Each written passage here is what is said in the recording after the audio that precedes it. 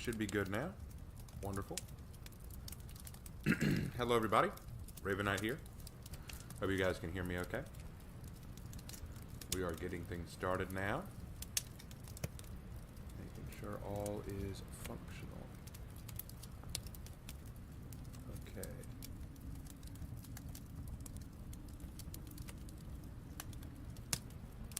Okay, good. Alright, guys. Good to be back. Good to have you here. Sorry it took a minute. Had some stuff to take care of. Alright. Well, welcome one and all to the Raven's Roost. If you are new here, know that we're not going to be doing any gaming. We're not going to be doing any video watching. This is going to be me talking with you and reading stories. That is the crux of this. And if you want to know why, it's because I find Mondays to be one of the most stressful days of the week. It is exhausting. It's rough to get back from the weekend and jump right into Monday. So I like to spend this time reading stories and sharing the things that I love with you guys, and just taking it easy. Don't worry, we'll get right back into For Honor and stuff tomorrow. But for now, I just want to read some stories with you guys. So let's take a look at that poll that we just finished. I'm going to go ahead and end the poll. And the result is Tale of Tomiki and Shogun of Crime are tied with 34%. Monster Club behind them with 23%, and the Tempest Blade with 7%.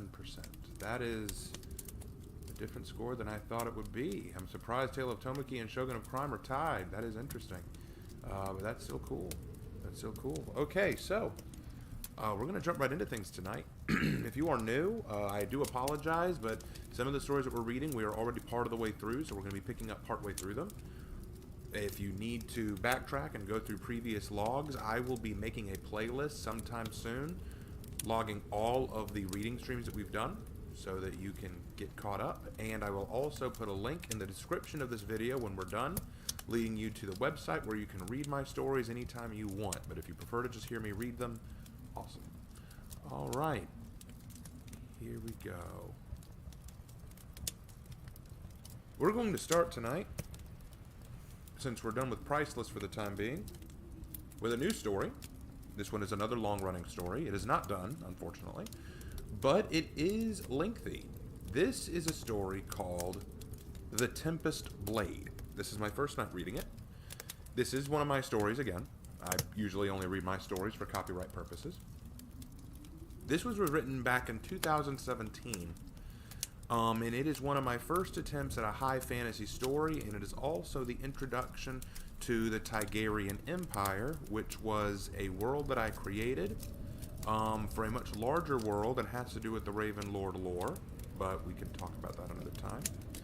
And tonight we're going to be reading the prologue to it and the first chapter, and we'll see if y'all enjoy it enough to read further. Alright, so this is one of my first successful attempts to write high fantasy. So let us begin. Tempest Blade, prologue, published January 11th, 2017. Here we go. The Tigerian Empire, ruled by Emperor Gregor Tiger III, is in the middle of a national crisis. With the rise of industrialization, the empire's prosperity attracted the attention of their neighbors of the sea, the Yuan Vat, who launched a full-scale invasion against the empire. In a desperate attempt to repel them, the Empire was forced to increase the taxation of its citizens, including the Lothari, a race of forest-dwelling magic users who, while under the Empire's rule and protection, chose to be non-activists in the war as well as non-conformists to industrialization and modernization. Against the wishes of the Lothari, Emperor Tiger built factories and human settlements within Lothari provinces and forests to help increase the production of weapons and supplies. For the sake of the Empire, the Lothari allowed it until the war ended. When the Yuan Vat finally retreated and the war ended, Lothari demanded that the Empire remove the settlements and factories from their land and return the taxes they were forced to pay. Unable to comply with these demands, several Lothari radicals launched attacks on these human settlements, slaughtering several dozens of innocent humans and laying waste to hundreds of gold worth of factories and railways. Outraged in turn, the Emperor demanded the Lothari stand down or face war. And war it was to be. So would begin a year-and-a-half long campaign known in the Lothari calendar as Vahinra Ivedran, the War of the Great Division. Though well versed in magical arts and masters in the ways of the sword, the Lothari were not prepared for the machines of war the humans of the Empire brought to bear. Guns and cannons changed the shape of the battlefield in ways the Lothari simply could not fathom. Warriors and legends would be born on both sides of the conflict, such as a human swordsman so skilled and deadly that when his blade was drawn he became like a deadly tempest, cutting down any and all Lothari caught in his path. The Lothari called him Taimetskira, which means the Tempest Blade. When the war finally ended, the true violence did not cease.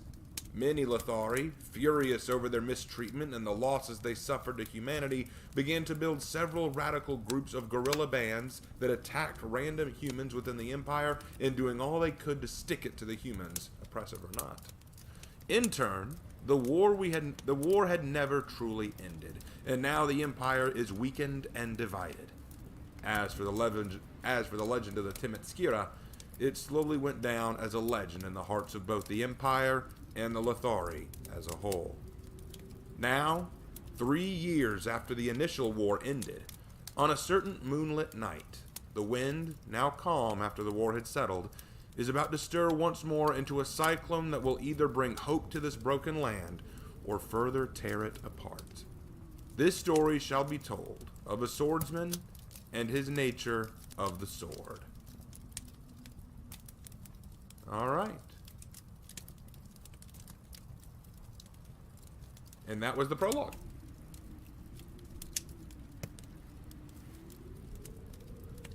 You're wondering how it's written? Okay, I'll type it out in chat, man.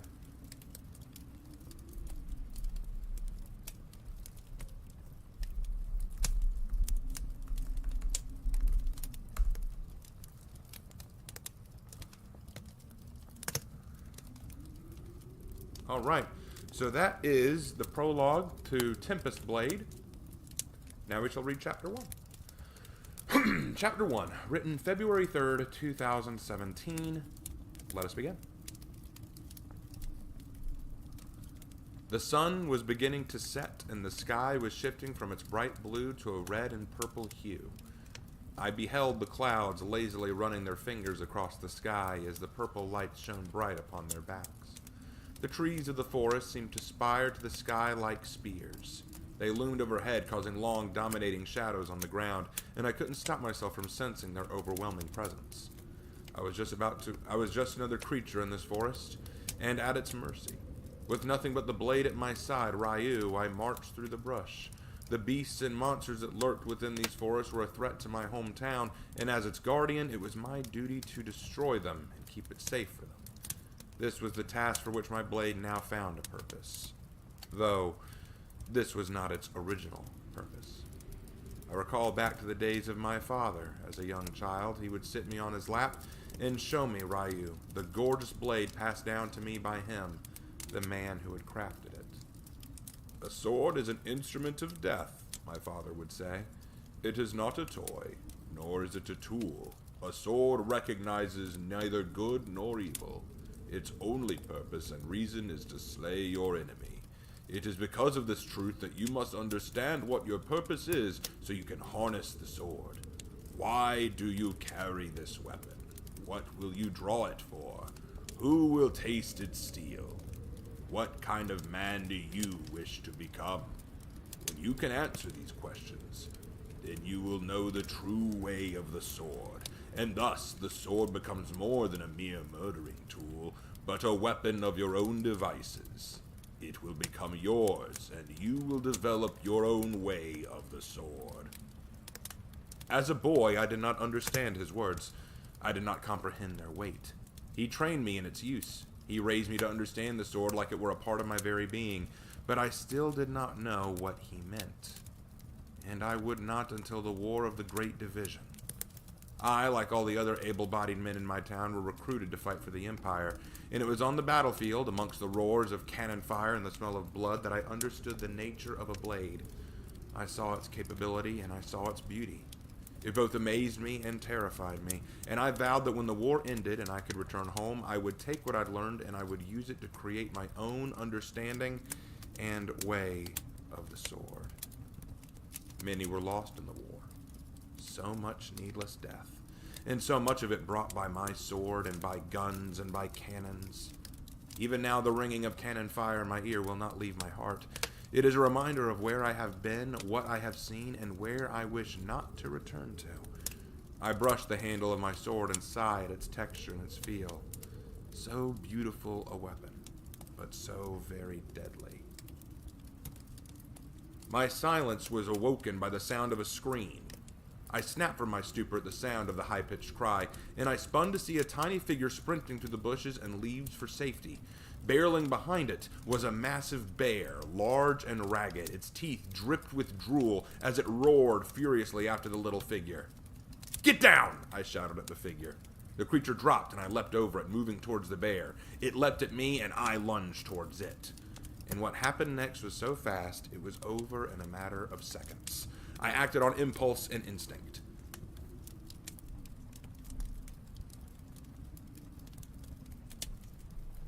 My body became like a ferocious breeze among the trees, my blade unsheathed with a speed to match lightning arcing across the horizon. I hardly felt myself move, because this was my swordsmanship, the art of the draw. In the same instant I had moved, my sword was flying from my sheath with a hiss not unlike that of a striking serpent. It was over before the bear ever met the ground. Over before my sword was even completely followed through. The bear hit the ground with a groan, a massive gash now running along its shoulder to its chest and into its gut. There was no vital spot that I'd missed. My sword, only a moment ago still locked in its sheath, was now out and fully extended in the final follow-through of a one-handed blade draw. The blood upon my sword was fine and dripped gently off. My eyes turned to see the carcass, waiting, calculating. Would it rise again? When I was sure it would not, I cleaned my blade and sheathed it. All of this had happened in less than a few seconds. I approached the bear and checked it over. It still rank of blood and meat. It had been eating recently. But why had it chased that figure before? I returned to where the figure had fallen and went to inspect it, and to my surprise it was not some rabbit or raccoon or some other animal of the forest.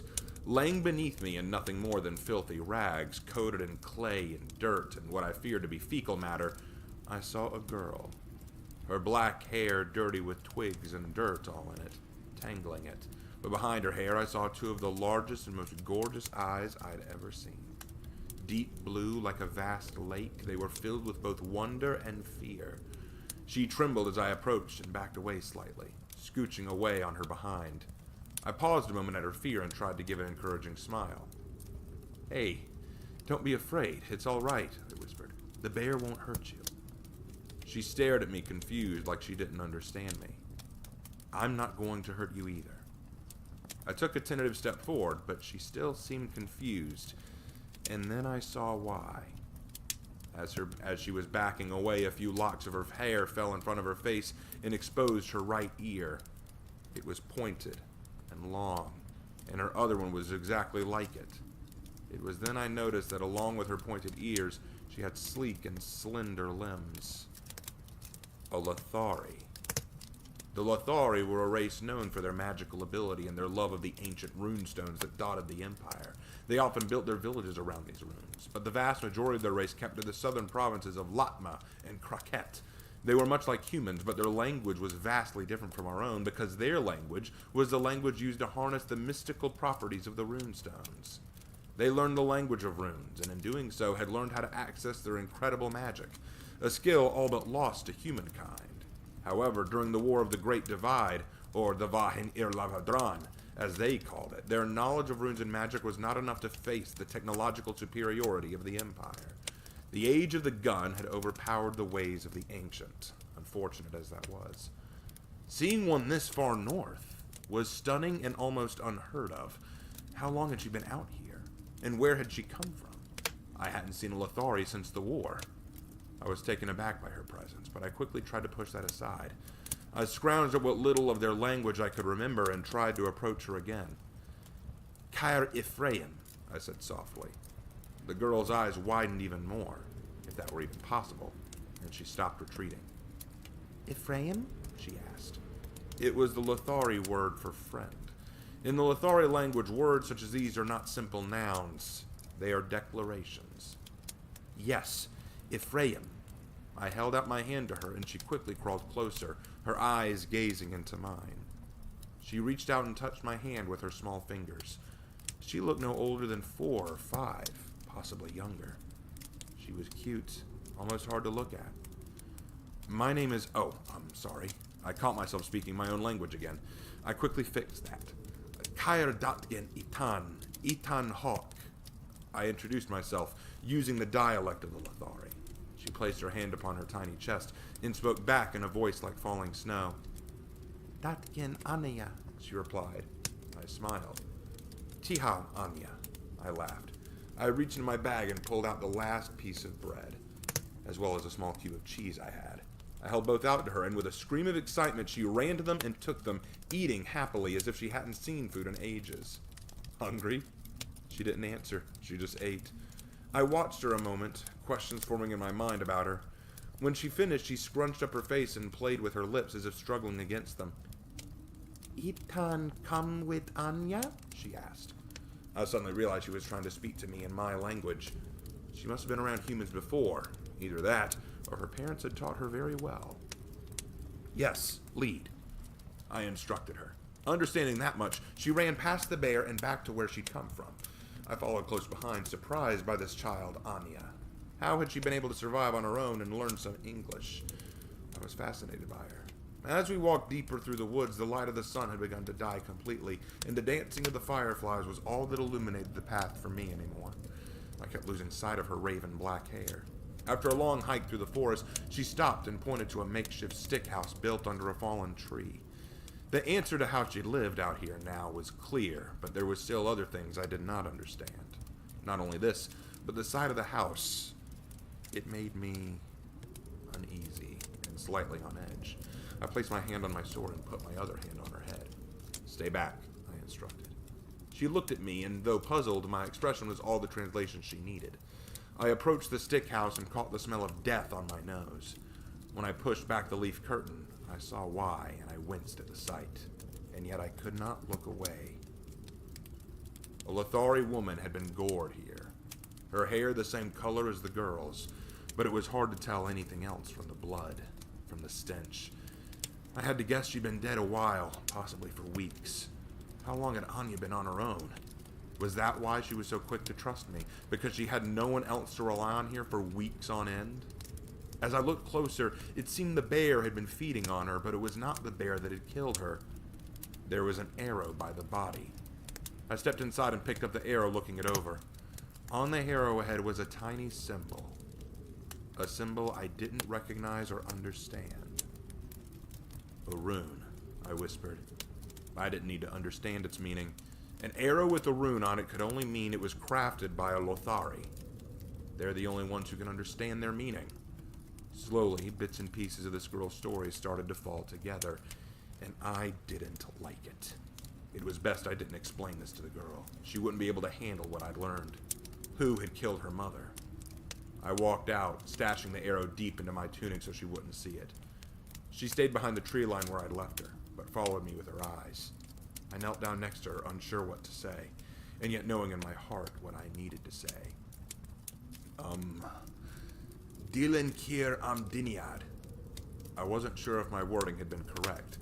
The word for home was hard to remember well, but it was what I wanted to convey. I wanted to take her home. She blinked a few times and looked me over as if sizing me up, judging me. Would you like to come with me? I asked again, forgetting to translate. It was so difficult speaking in her tongue, and I hadn't had to speak with a Lothari in ages.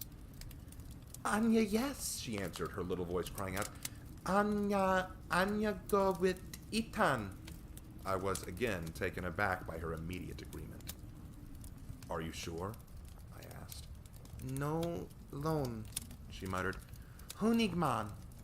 Her words translated easily.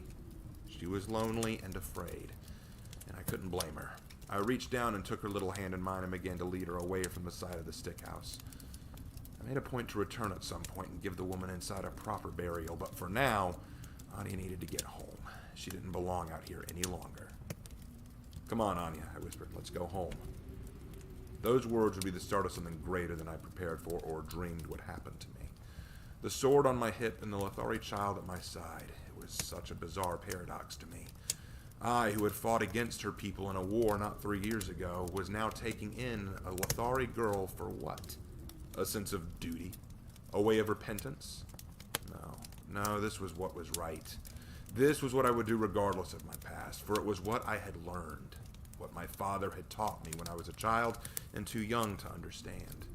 My sword's purpose was not to kill blindly and indiscriminately. I would use it to guard, to protect, to save. So now my blade and my heart would protect this child, regardless of what that meant for me in the future. And that was chapter 1.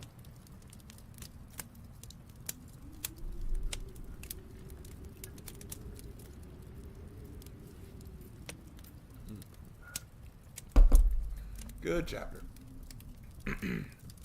I enjoyed it anyway. And while we're waiting on y'all to come along, I will share with you some pictures, because my buddy Jay drew a lot of pictures for Tempest Blade. It's one of his favorite stories of mine, and he's begging me to continue it. Which I do need to do, granted. But I will now share with you some of his images. This was the image for chapter 1 that he drew. Hold on. I know it's huge. I'm shrinking it. Hold on. Sorry about that. Sorry about that. We'll fix it. We'll fix it. There we go. That should have done the trick. Okay.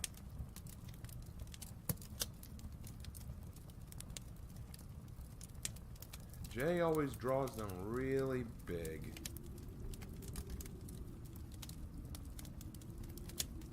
There we go.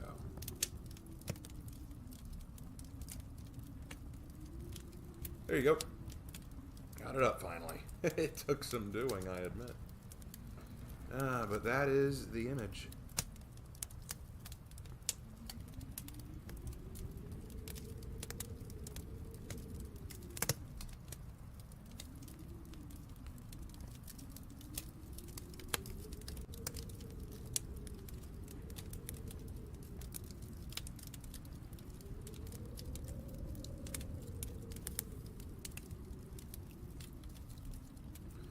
Yep, that was the image for chapter 1 when Ethan Hawke saves the Lothari child, Anya.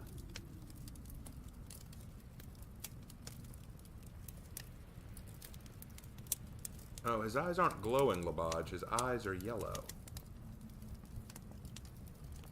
Alright. Well, we'll go ahead and read chapter 2.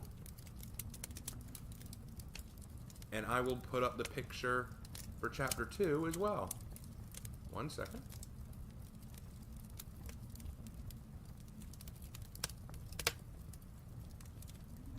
But I need to shrink this one down too. Oh, Jay, always drawing everything enormously.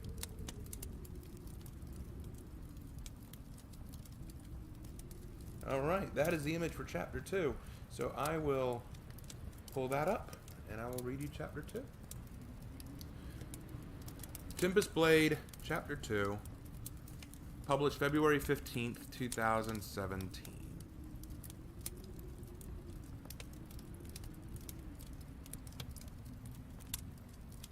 All right. Let's read. The Tigerian Empire was divided into 9 provinces, each governed by a governor and his associates.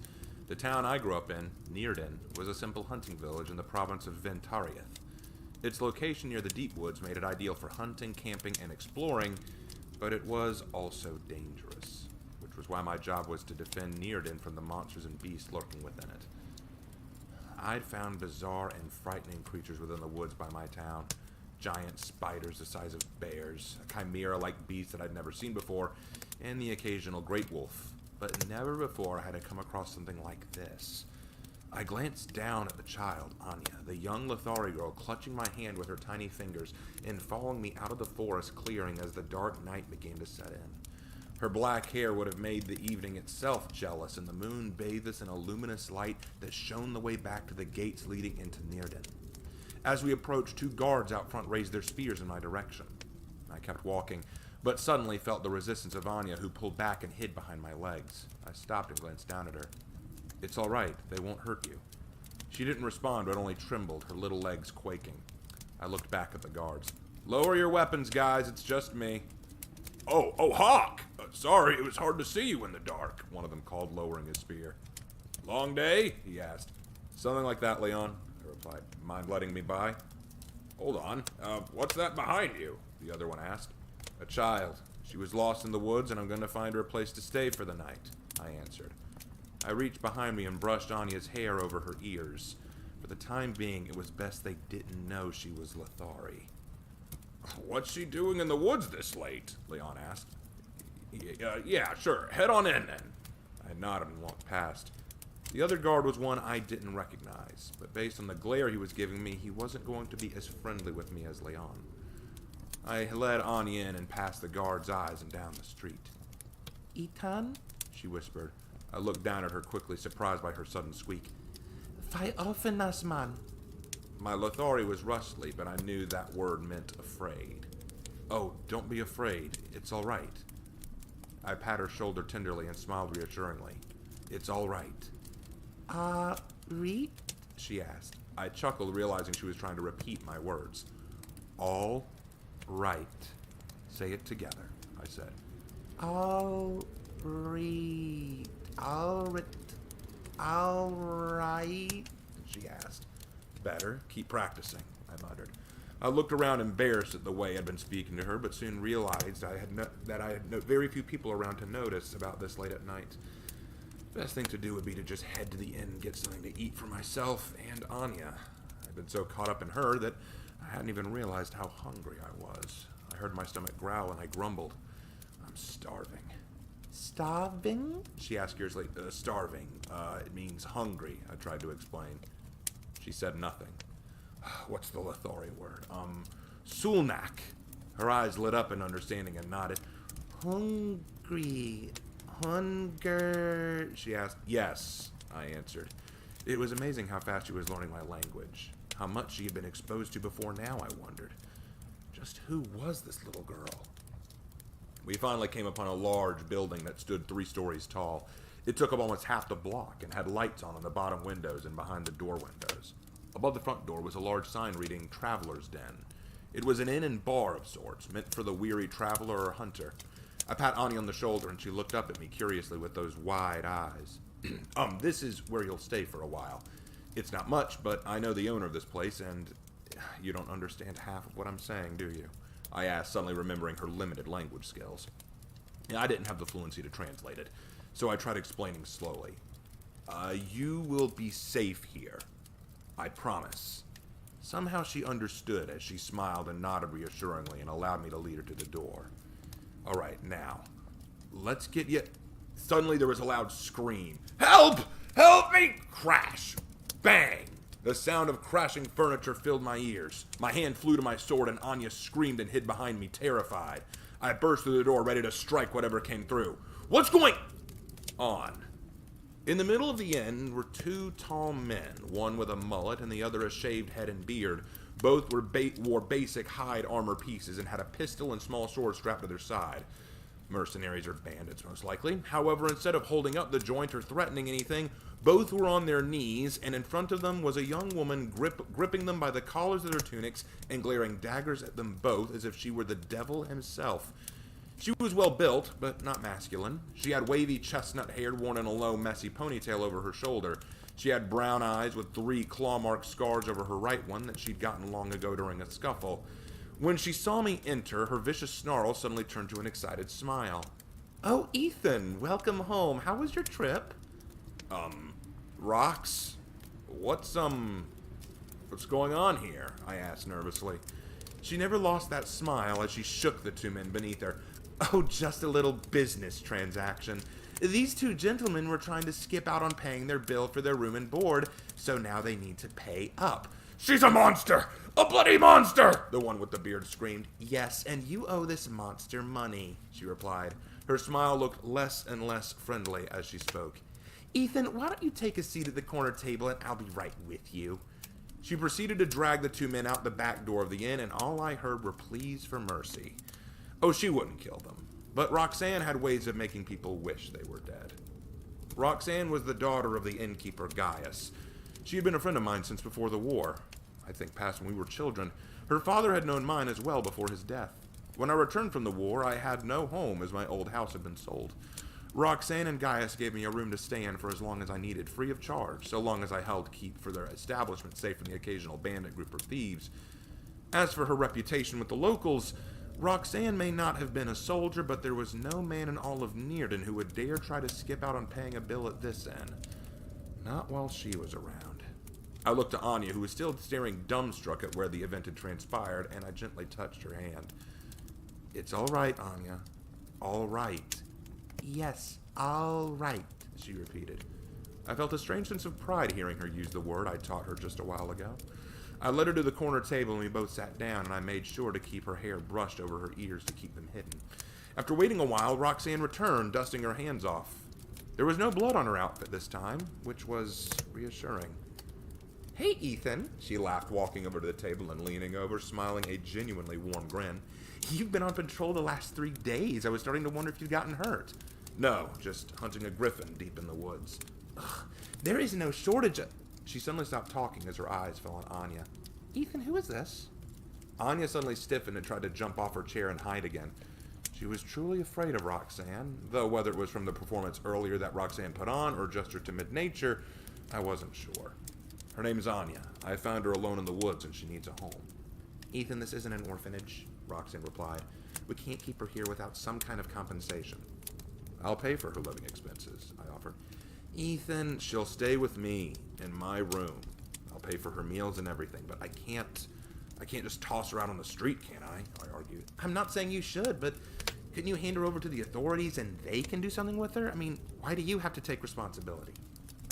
I hesitated a moment, and then leaned forward and slightly pulled back strands of Anya's hair to reveal her pointed ears. The sight made Roxanne squeak and take a sudden step back. She's a Lothari! Keep your voice down, I hissed. Roxanne let out a long exhale and began rubbing her brow. Ethan, you can't do this to us. It's not illegal to take in or tend to a Lothari, I pointed out. No, but it sure isn't popular, she countered. Ethan, do you know what the local reprobates will do if they find out there's a Lothari living in this inn?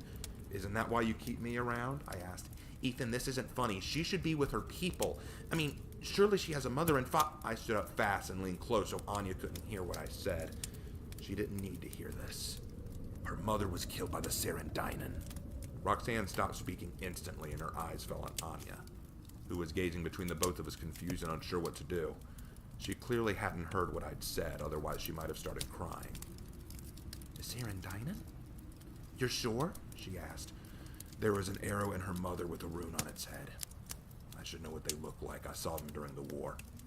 She was killed by them, I have no doubt. After the war ended, the Lothari ideally would have returned to their passive and secluded ways. But unfortunately, many felt that the war was not yet over. The radical Lothari who continued to fight and launch guerrilla attacks on humans were known as the Serendinen. They were ferocious, deadly, and took no prisoners. Worse yet, they were just as brutal to their own kind. They massacred the Lothari leaders and chiefs who gave in and surrendered during the war, and slaughtered any who sympathized with the Empire. They were as feared by their own kind as they were by humans.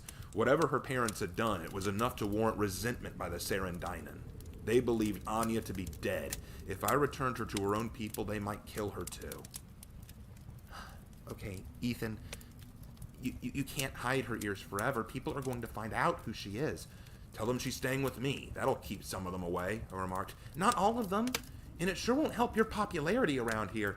I've told you, Rox, I don't care what they think of me. Now, could Anya and I have some food? I'm starving here. Roxanne sighed and shook her head. Oh my God, you're hopeless, Ethan. You're just hopeless. And yet, I'm still here. So you are. I'll be back with your favorite and something for her.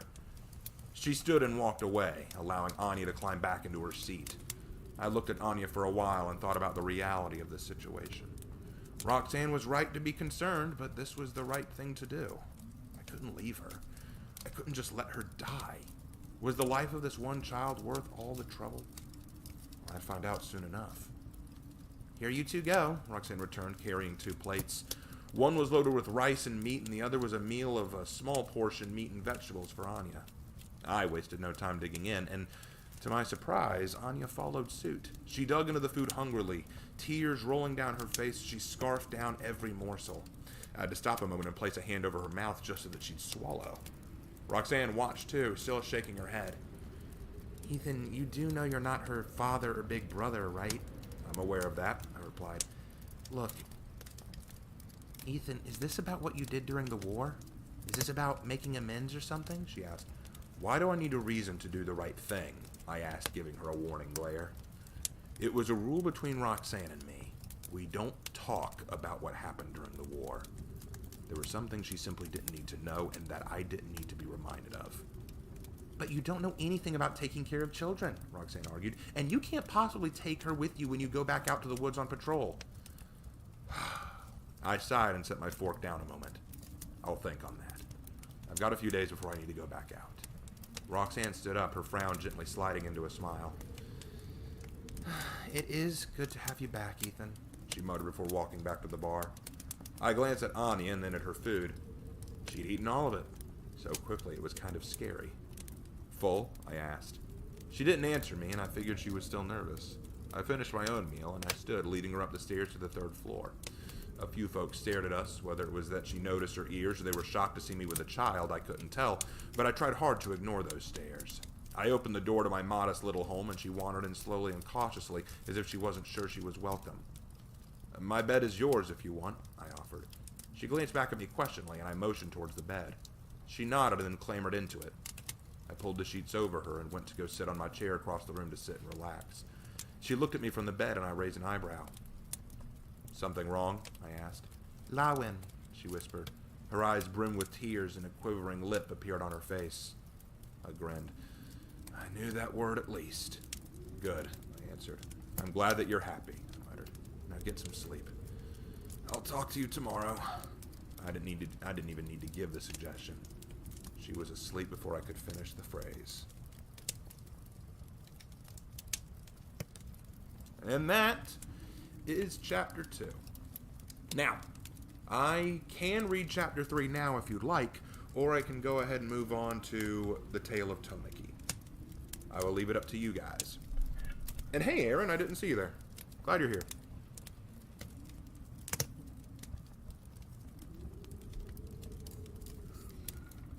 And just so you know, the word Sarandinen, the name for the rebel group of the Lothari, my brother says that's the coolest word I've ever come up with. He's actually said that Sarandinen is probably the coolest word I've ever come up with. All right, we got a vote for Tomiki. Does anyone else want me to... Okay, the Tale of Tomiki next. Okay, got another one for Tomiki. Cool. What does Anya have in her hair? Her ears. Like, she has pointed ears. She's a Lothari. Alright, we have a vote for the next chapter.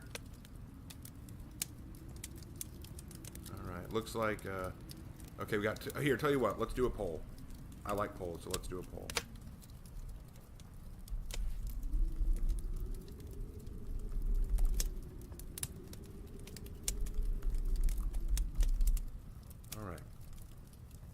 Release the poll. Here, I'll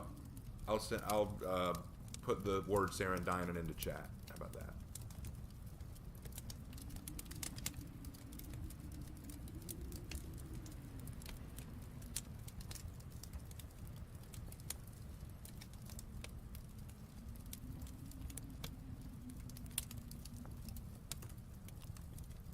There, that's how you say it.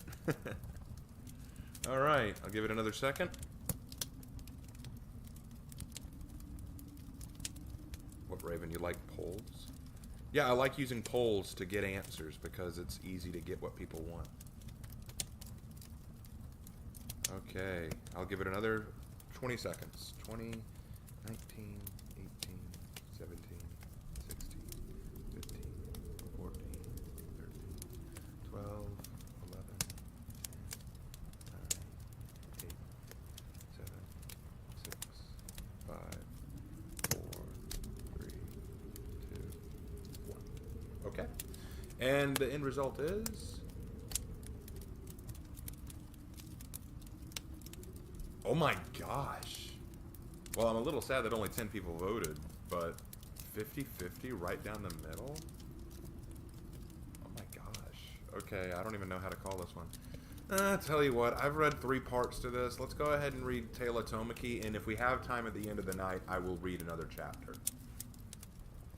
Alright. Let's go to Tale of Tomoki. We're on chapter 14 of the Tale of Tomoki.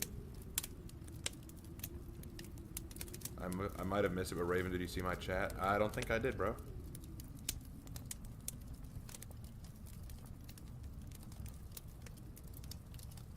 Alright, and I'll go ahead and take this down. Alright, here we go. The Tale of Tomoki, chapter 14. Published April 14th, 2016. Here we go. Lunch was a breath of fresh air as I nearly bolted out of the classroom. I wanted to just punch something hard, but knew that I couldn't. Not here. School seemed to only get more boring with time, and I was certain those clocks were set to move slower than normal. Not only this, but I was starving. I couldn't remember the breakfast I'd had. Had I even had it? Probably not. I followed the mob of chattering and conversing students in the classroom down the hallway and towards the cafeteria. As I stepped inside, I felt a combination of revulsion and craving. I could smell food of some kind not far off, making my mouth water. But the smell, as inviting as it was, didn't smell right to me. Plus, there was the fact that the cafeteria was packed to the breaking point. Fortunately, the line wasn't too long. I stepped into line and took the time to look around the room. My eyes fell on the back corner of the room where I saw the familiar face of Victoria eating. I beamed, now more excited than ever to get the suspicious food and go sit with her. I could finally talk to her. Tell her what I think. Hey, buddy, move up some. I turned my attention back to the line to see that I hadn't moved. Oh, sorry. I stepped forward and stood before a line of food. Pizza, if you could call it that, stood before me. It smelled like bread with marinara sauce thrown on it, but whatever. At this point, I did a rock if it could calm my stomach. I grabbed 3 slices and received a very stern glare from the lunch lady, to which I shrugged. I had a higher metabolism than most. At least that's how Mom put it. After grabbing a fruit cup, a small cup of fries, and a juice bottle, I walked out towards her table. As I drew close, though, I froze. She was no longer alone. Sitting beside her was the scum that had picked her up earlier before me. Warren sat beside her, chatting it up, and she was smiling as she spoke with him. A few other girls had come to join them, and I felt the tray in my hands creak as my grip tightened on it. I felt rage bubbling in my gut, but I fought it down and walked past them to the door. I'd just eat outside. It was better than sitting in that room and having to see those two sitting together. I marched outside and I found a quiet bench to sit at, wanting to ignore everything and everyone around me. I felt betrayed, and yet I knew that I shouldn't. The pizza tasted awful, but I forced it down as if it might fill my stomach and my heart. We meet again. I looked up to see the blonde hair and golden eyes of Melody standing over me. She was holding her own tray with a pair of headphones on her head, and I smiled at her. Mind if I join you? She asked. Sure, go right ahead. I slid over some to give her room, and she sat next to me, glaring at her tray in disgust. The food here is just the worst. I swear, it's stewed garbage. So I'm not the only one who doesn't like it? I asked. If I brought my own lunch, I wouldn't have even be touching this, Melody confessed. But on another subject, thank you so much for giving me a ride here. It was nothing, really. I brushed her off. I believe it, too. You flew and have such awesome strength. I'll bet it was no trouble for you at all. The real mystery, of course, is why you don't have a girlfriend yet, she winked. I felt myself blush and glanced down. I'm not that good with girls, I sighed. That's too bad. You're not bad looking. I smiled a bit and again tried to shrug off the compliment. Stop that, I smirked. In all honesty, you're good looking, too. Oh, and you say that you're bad with girls. You just need to loosen up, she winked. I shook my head in embarrassment. But I am curious, how do you do it? How did you fly? You don't have wings? Ki, I answered. It's kind of like an internal energy my race produces and can use. I've learned how to manipulate it, or use my spirit energy to make my body levitate. From what I understand, my race has mastered that. Sounds like a lot of magical mumbo-jumbo, no offense, she said. None taken. Honestly, it does seem like that sometimes. As if I'm capable of real magic. What else are you capable of? She asked. I'm stronger and faster than an ordinary human. I'm able to expel and channel energy into an external force. And you don't want to know what happens when I look at a full moon. Oh, don't tell me you're a werewolf now.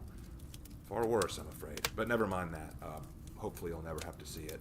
So what do you want to do with these powers of yours? She asked. What kind of job would you take? Full-time superhero? I honestly don't know, I shrugged. Haven't thought about it that far ahead. But what about you? I asked. She grinned and brushed her hair back. I want to be a singer. A singer? Like in a band? Maybe. What I want is to just sing professionally. I love music and I love to sing. Music is everything to me, so I want to make it my life. And that's why I'm not all that interested in school. How's anything here going to help me become a better singer? Classes seem so pointless. Exactly, I laughed. I'm so glad I'm not the only one who thinks that. I was worried that I was weird for hating these classes. Oh, believe me, everyone hates classes, Melody laughed. I mean, I think we should be taught things that matter now, that not what's required. Amen. I found myself liking Melody as we talked. We seemed to really understand each other's plights. Realizing that it was coming off too odd, I decided to sound supportive. Well, whatever the case, I hope that you become a great singer. Melody gave a sad smile and rubbed her neck. Sadly, I'm not sure that'll ever happen. Well, why not? I asked. She didn't answer, but simply stared at her tray and let out a long and pathetic sigh. Her eyes, which had been filled with cheer a moment ago, were now cold and distant. Tomiki, tell me something, she whispered. Do you think that what you are, or where you come from, should define who you are? What kind of question is that? I asked. An honest one, she growled. I was a little taken aback by her gruffness and tried to remain positive. Well, no, I don't think so. I mean, look at me. I'm a Saiyan, and Saiyans are bloodthirsty warriors who destroy planets and nations all the time. Hell, I was sent to this planet to do just that. But before I found Belle and turned myself around anyway. So you're saying that you can resist fate? I'm not sure if I'd call it fate, but yeah. Human or Saiyan, I think we have the power to choose what we want to do, I answered. I tried to laugh it off and lightly shoved her. What's with all the solemnness? I asked. Tomiki, are you familiar with the Golden Warrior incident? She asked. That was you, wasn't it? You were the Golden Warrior. I sat up straight and turned to look at her confused. Well, yeah, I was. I became a Super Saiyan that night. Melody, why are you asking me these things? Just verifying. I'm terribly sorry, Tomiki. But you shouldn't have been so honest with me.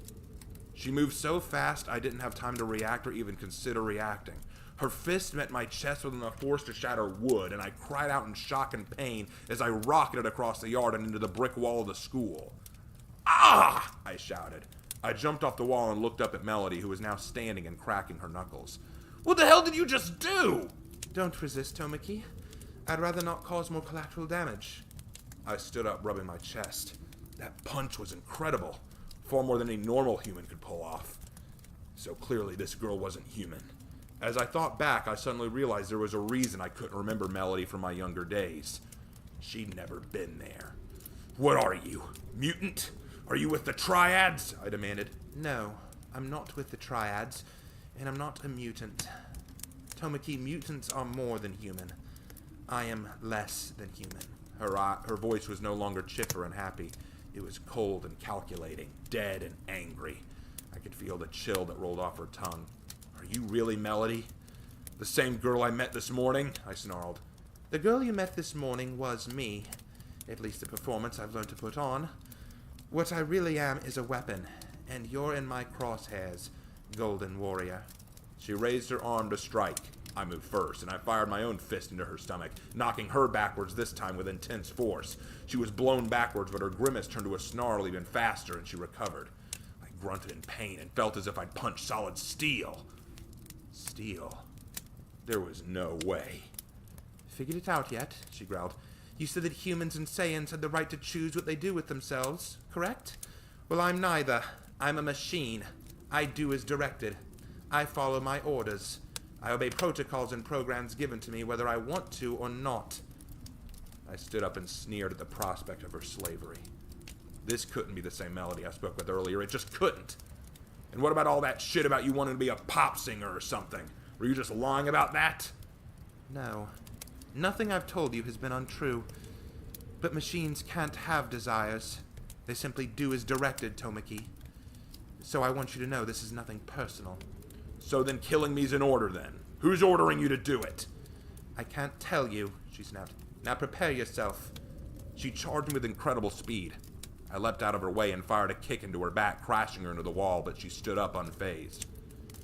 Is that all you can do? She asked. I barely felt that. She attacked, her fist striking like lightning. I struggled to keep up and block her punches, but each one seemed to slip through my defenses. I couldn't hold her off. 2 punches found my chin, and I was knocked for a loop. She followed up her 2 punches with a vicious knee into my stomach, and I coughed in agony, and it flew backwards. Damn it! I grimaced. Why are you holding back? She growled, running towards me. I threw out my hands and shoved them into her stomach, firing that concentrated ki blast, which had put down Tank. Reject! The ki blast exploded into her stomach, and she cried out in surprise as she was thrown away from me. I felt my hands trembling from the blast, but I couldn't afford to let out the attack. I'm putting an end to this! I began firing rapid ki blasts from my hands like a Gatling gun. Melody saw the blast coming and raised her hands up. She gave out a shout, and out of her hands a strange blue light could faintly be seen. The light resonated, and just faintly, I could hear sound coming out of it. What frightened me most was when my yellow ki blast drew close to her, the blue light swallowed them. I dropped my hands in shock and stepped back a few paces. What the hell was that? What happened to them? What did you do? I can release sonic waves from my body that cancel any energy you throw at me. And that's not all it can do. She raised her hand again and fired a massive blast in my direction of that same sonic energy, which I could only see due to the slight bluish hue that blast carried with it. I leapt out of the way just in time for the blast to hit the brick wall of the school cafeteria and blow it to pieces. The sounds of children screaming and fleeing the cafeteria filled the air, and I turned to see if anyone was hurt. I was relieved to see that most everyone had gotten out of the way in time. Stop it, Melody! Innocent people will get hurt if you keep this up! And that's why I told you not to resist. Surrender so it doesn't come to that. But unfortunately, I think we're past that point now. I don't want to fight you! Clearly. You haven't taken me seriously since we started. I can tell you're holding back. Why not turn into that golden warrior form of yours? Why not actually use real attacks on me? You want to protect people? You want to be a superhero? Start by protecting yourself. Fight me. Stop me, Tomoki. I don't want to fight you. I don't know what this is about. I don't know why you're doing any of this right now. It isn't something you even want to do. You don't really want to do this. Well, of course I don't. But it's like I told you, Tomoki, machines don't have desires. We simply do as ordered, and my orders are to kill the Golden Warrior. She ran at me again, but I held my ground and our hands slipped into each other. We were locked in a grappling struggle as we were both pushing against each other, trying to gain the upper hand. The air filled with energy as my ki roared to life, filled with power. The grass under our feet caved way as we were creating a small crater in the earth, with just our sheer power alone. Ugh! Melody, just stop! I whispered, begging her to stop. I didn't want to fight her, I simply couldn't. And she answered again, and this time I felt a quiver in her voice. I can't, Tomoki. It is my programming. There's no way to stop. Please, just kill me. And there you go. That is the new chapter, chapter 14. Woohoo.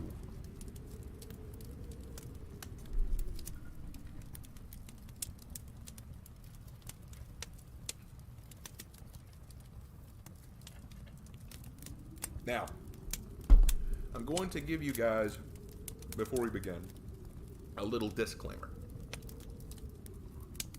Keep in mind, I wrote this back in 2016. I was still a young writer.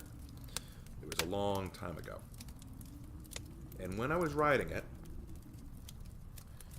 I was trying hard to create my own character, but I definitely borrowed a lot of things from Dragon Ball Z and several other things, including names of attacks. And in the story of the Tale of Tomoki, I did give Tomoki the Kamehameha wave. Now, I've been trying to edit the Tale of Tomoki so that it isn't just a carbon copy of things from Dragon Ball, and I was planning on changing the name of the attack because I didn't want to just copy the Kamehameha wave. But with the death of Akira Toriyama, the creator of Dragon Ball and the Kamehameha wave, I want to honor him by keeping the name. So in honor of Akira Toriyama, I'm going to let the name Kamehameha wave stand. So, if anyone wants to say, this isn't original, Raven, this isn't original, I agree, it is definitely not original. You are 100% right. But I choose to keep it in to honor the legacy of Akira Toriyama and what he made. If anyone has a problem with that, it's okay. It's fine. Not many people are watching the stream anyway. We've dropped down to 15 viewers. It's fine. Alright. So, The Tale of Tomoki, Chapter 15. Here we go. Written April 19th, 2016. No, Tomoki, you're still not quite there, Hayato sighed. I growled angrily and kicked the giant boulder in front of me. The training exercise today was for me to learn how to better expel ki. I could fire basic bursts of ki energy from my hands, but Hayato kept wanting me to make them stronger and stronger. Well, how much stronger do they need to be? I could already obliterate stones with these. Now he wanted me to demolish a boulder 3 times my size with nothing but my ki? Well, how? I can't understand this, master. I fired volley after volley, but I only caused minor burn damage. Nothing will break this boulder short of a hard punch. So you're satisfied with your current power? You have no interest in learning and growing as a warrior?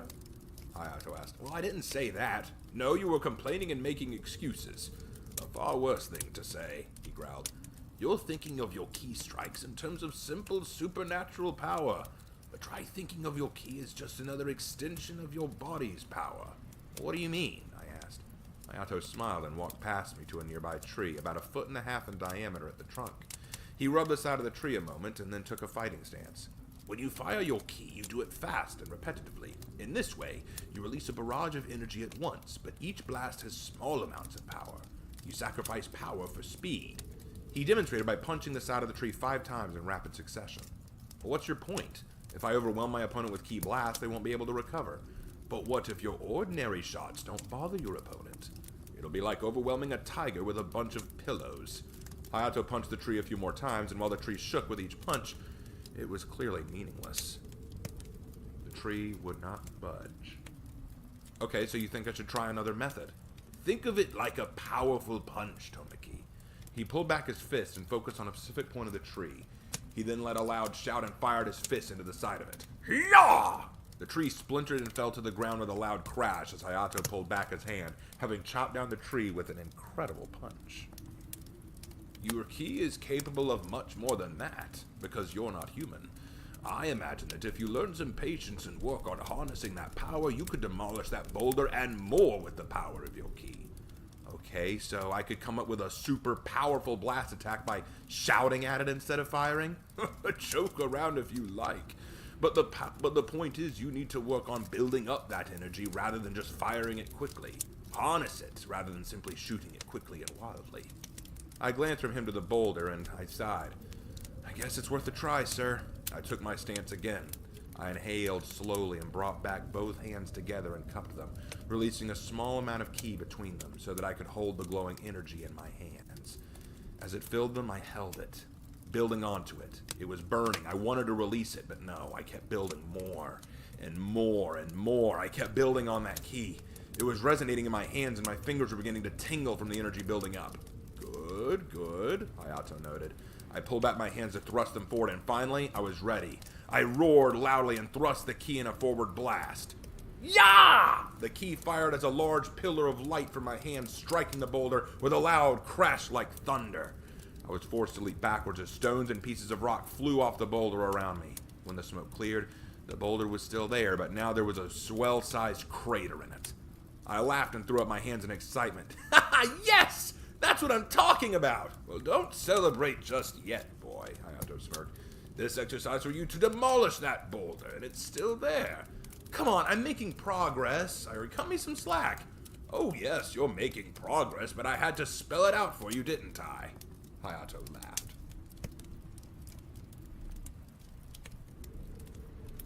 Sorry, ad on my end. Hayato laughed. No more hints this time.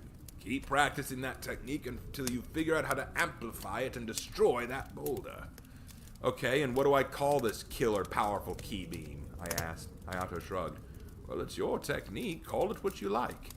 Turtle destruction blast. What? Well, when I shoot my hands forward, they look like a turtle with an open mouth. Try again. Okay. What about... I remembered that. I remember it even as Melody was lifting me like a piece of weight and hurled me at the dining room. I crashed into tables and chairs and groaned in pain, trying to lift myself up. Tomiki! I turned and saw Victoria, looking terrified and shaking with Warren beside her. They were huddled under a table, and she was looking at me with wide and scared eyes. Victoria, get out of here! Warren, get her out! How? There's no opening! Warren shouted. I'll cover you. Just get the hell out of here! Jumping to my feet, I snarled and charged with all my speed, ripping up tile floor with the force of my running. I leapt into the air and landed a powerful kick into her chest. She blocked with her forearms, but the impact threw her out of the dining hall again and out into the grass. Run, Victoria! Get out of here! I didn't hesitate and threw a barrage of key blasts at Melody. She raised her hands and systematically knocked all my key blasts aside with accuracy to bewilder the mind. I heard the sound of running as Warren pulled Victoria out from under the table and they sprinted for the exit. Why won't you turn into the Golden Warrior and kill me? Melody demanded. I groaned. She hardly looked fazed. She didn't even seem tired. She really was a machine. I can't do that, I answered. If it's because you're afraid to hurt anyone, the area is clear now. You're still here, I argued, and I don't want to kill you. I want you to, she shouted. I smirked. What happened to machines not wanting anything? I asked. Melody didn't answer, but her eyes narrowed in rage. You mock me, you asshole, she screamed, rushing me and firing a flurry of punches and kicks. I struggled to block them and hold her off, but her strikes were all vicious and so well focused. I was being pushed to my limit. Melody was such a fighter. What do you know about it? She roared. I've been given a programming, a mission to kill the Golden Warrior by whatever means necessary. I have no choice. I have no way to fight it. I must kill you. I can't stop it, and I don't want to kill you, but I have to. She shot a fist into my cheek, and I felt her break the skin and blood spurt from my mouth as I was thrown off my feet. She pulled back her hand, the sound of a clicking being heard, and I saw a hole an inch or two in diameter appear in the palm of her hand as she aimed it at me. Air cannon! A tremendous explosion of air pressure burst from her palm, and I felt every bone in my body feel pressed against the ground in a burst of what could only be wind. It was like an elephant dropped on my body from 30 stories. I screamed in pain when it wore off and looked around me to see that even the grass around me had been bent or torn away. I was inhaling heavily as I glanced up at her. The hold in her hand vanished, and she was still glaring at me. What do you say to that, Tomiki? That's a weak name for an attack like that, I grunted. She screamed and prepared to fire another one. Just as her hand came close to my face, I grabbed her wrist and yanked her down towards me as I grabbed her own face with my hand. Shoten! I fired a highly focused key blast into her face, sending her reeling back and right back into the ground. The Shoten blast was the stronger version of my normal key blast, but I knew better than to think it would succeed in beating her. I climbed my feet and tried to regain my footing, but every muscle in my body was hurting. I could tell a few of my ribs were probably broken. You told me you wanted to be a singer. You want me to kill you. You want me to be a hero. So you do have things you want. But someone is keeping you from pursuing them, from making your own choices. You just don't understand. I don't want to hurt innocent people, but I will. They'll make me. Which is why What, you want me to kill you so they won't make you? You have to. No, because I have the choice not to. And I think I want to hear you sing sometime. So I'm not gonna kill you until I do. Melody stared at me for a long time and then raised her hand again to fire her air cannon. Then you'll die, Tomiki. You won't withstand another blast from this air cannon, so if you won't become the Golden Warrior and kill me, then you doom us both.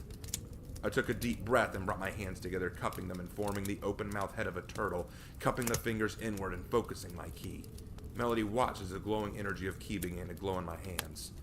Another blast of that energy? It won't work. Nah, this isn't like last time. This is a lot stronger. I pulled back my hands, gathering the ki within me and around me into my hands. The ki built and molded into a powerful glowing orb. Kame! Hame! The orb was exploding and singing with power. Melody's face suddenly flashed with shock, and she charged me, preparing to finish me off. I then screamed, thrusting my hands forward, and fired the ki. With a roar like thunder, the ki blast exploded. Her air cannon met the blast, but it couldn't overpower it. The ki just kept going, overwhelming the air pressure, and then swallowed Melody in its torrent. The force of it blew her across the field all the way to the back gate near the woods behind the school. I heard her crash and slump to the ground as the ki finally cleared away. She lay there in a heap, staring up in stunned amazement at the force of the attack. Her arm had been ripped clean off, and I could see little bits of circuitry in it. I was breathing heavily. It was so much energy, and I was clearly exhausted in my bones. I felt like I'd broken even more with just that attack. Yeah. See, air cannon's a shit name. Kamehameha. It's familiar, but I still like it. That's how you name an attack. Melody groaned and looked up at me as I approached her, and I could see tears in her eyes. Why didn't you just kill me? She asked. Well, that's my choice, I replied. I'm gonna help you, Melody. Melody's eyes closed and her head fell back, her body no longer moving. You jerk. She passed out and I knelt beside her to pick her up. I didn't know the first thing about mechanics or androids or robotics, but I knew that there had to be someone who could help her. Maybe Victoria's dad would know someone. Whatever the case, I needed to help her. I owed it to her. I'm gonna save you. And if you want to kill me after that, so be it. But you have to make that choice yourself. Don't make it my choice. And that was chapter 15.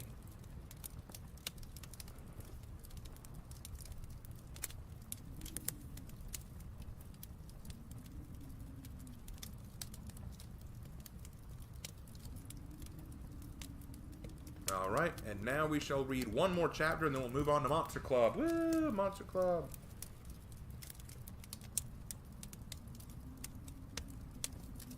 The Tale of Tomoki, chapter 16, published April 27th, 2016.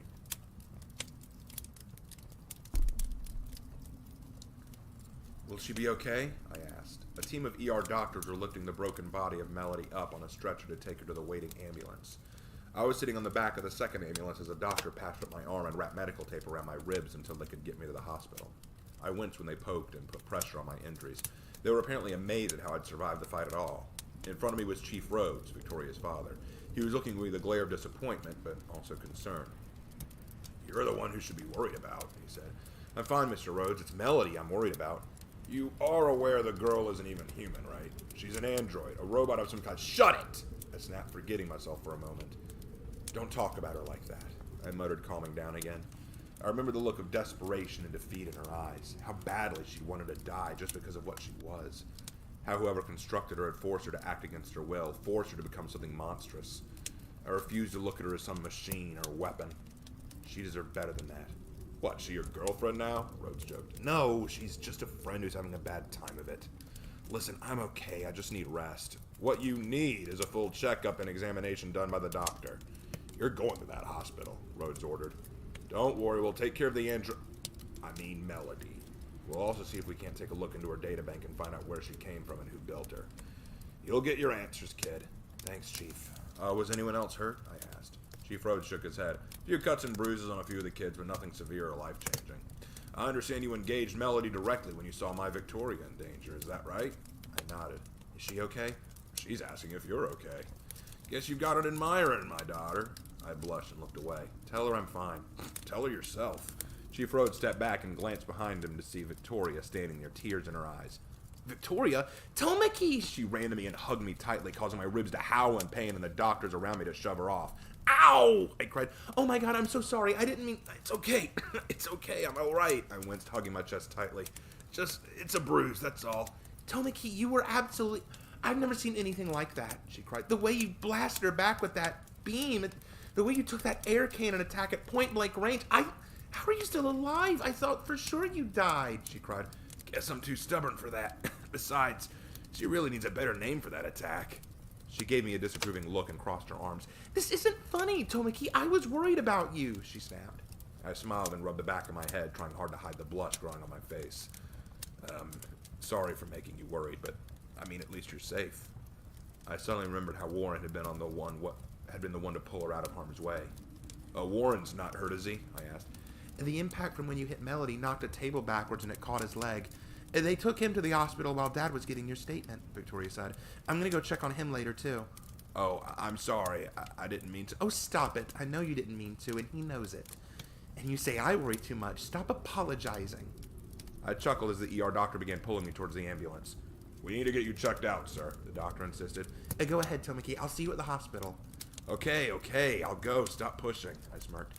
And I'll bring some lunch with me if you like. I'll bet that fight made you hungry. I blushed deeper and nodded. Was I finally going to get to eat lunch with Victoria? Why was my heart pounding so hard at the idea? Why did I want this? It was as if a beast within me was roaring in satisfaction and triumph, and a flare of energy within me lit up and I beamed. Yeah, I'd really like that. At last, the doctors managed to force me to the back of the ambulance and close the doors. I still didn't lose my smile as we took off for the hospital so they could check on my condition. I wasn't worried, though. My thoughts were elsewhere. Hours passed in the hospital. I simply lay in the weird bed they had for me and grumbled as I desperately wanted to scratch my back, but the bandages around my middle kept me from bending right to reach it. I simply lay there grumbling about the itch on my back and the bandages. I hated bandages. They were always so restricting. I heard a knock at the door. Yes? I called. The door opened and in walked Master Hayato, Chief Rhodes, and Victoria. Victoria was the first one to reach me, and she squeaked in dismay at my bandages.